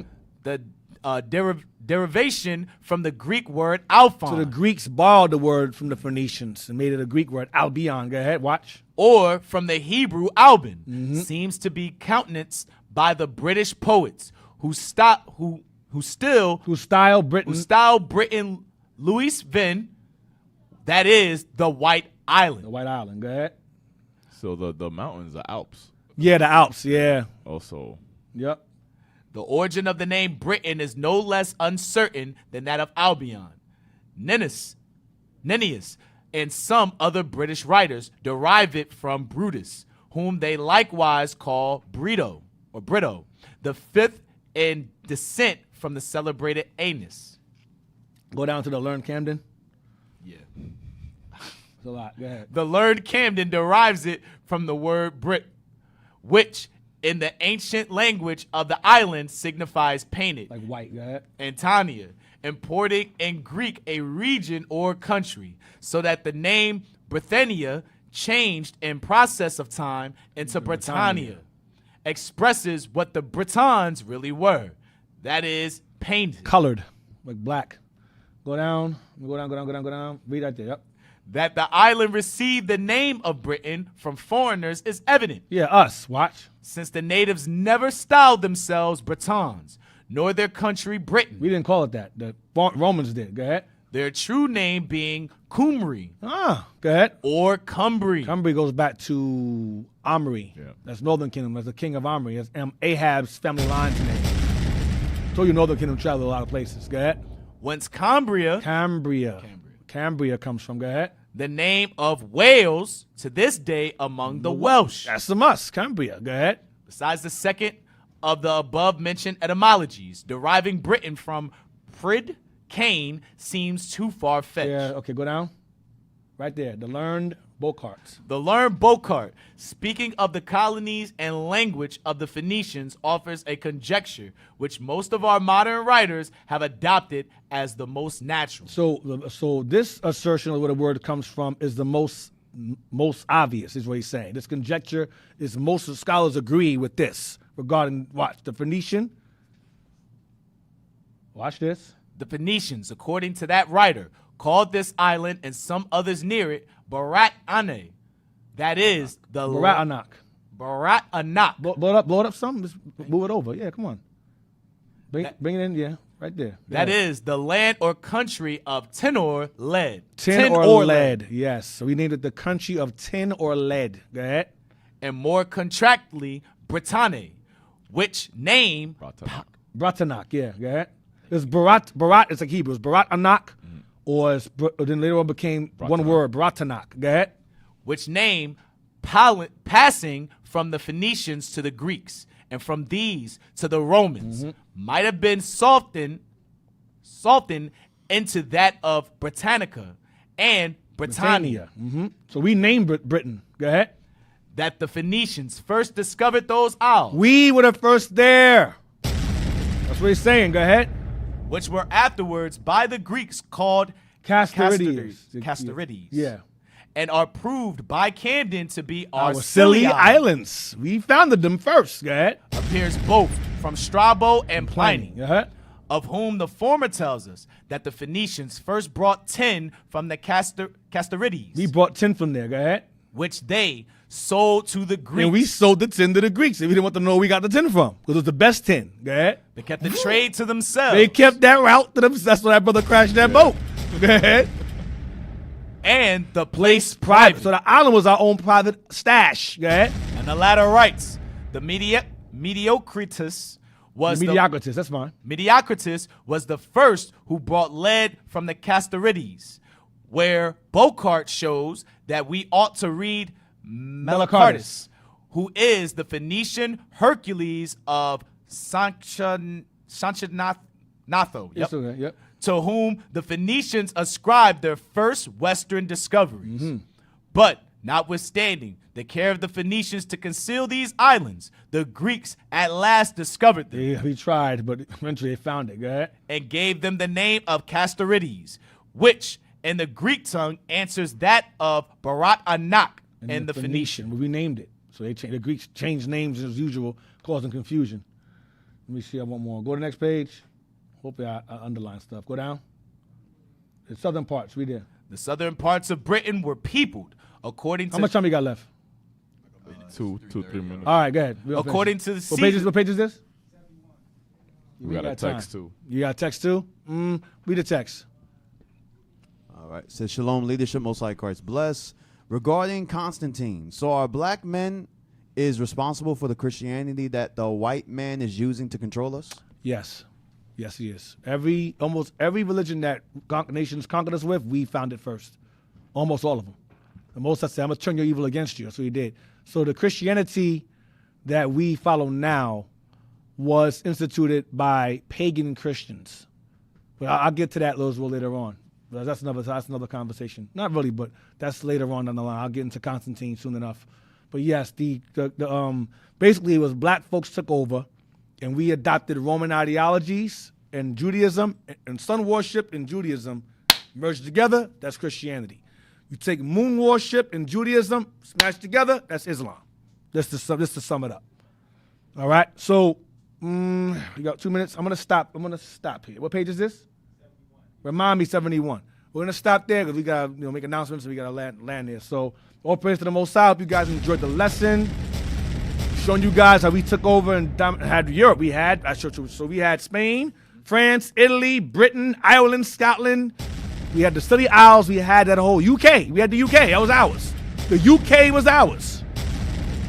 They got them Moors heads all over the place over there anyway. You know that. You know we ruled it. So we're getting some more of that Lorzo next week. All right. So All praise to the Most High. Abadan, you got it. Hey, let's give it up for Deke. That was a fire class. All praise the Most High.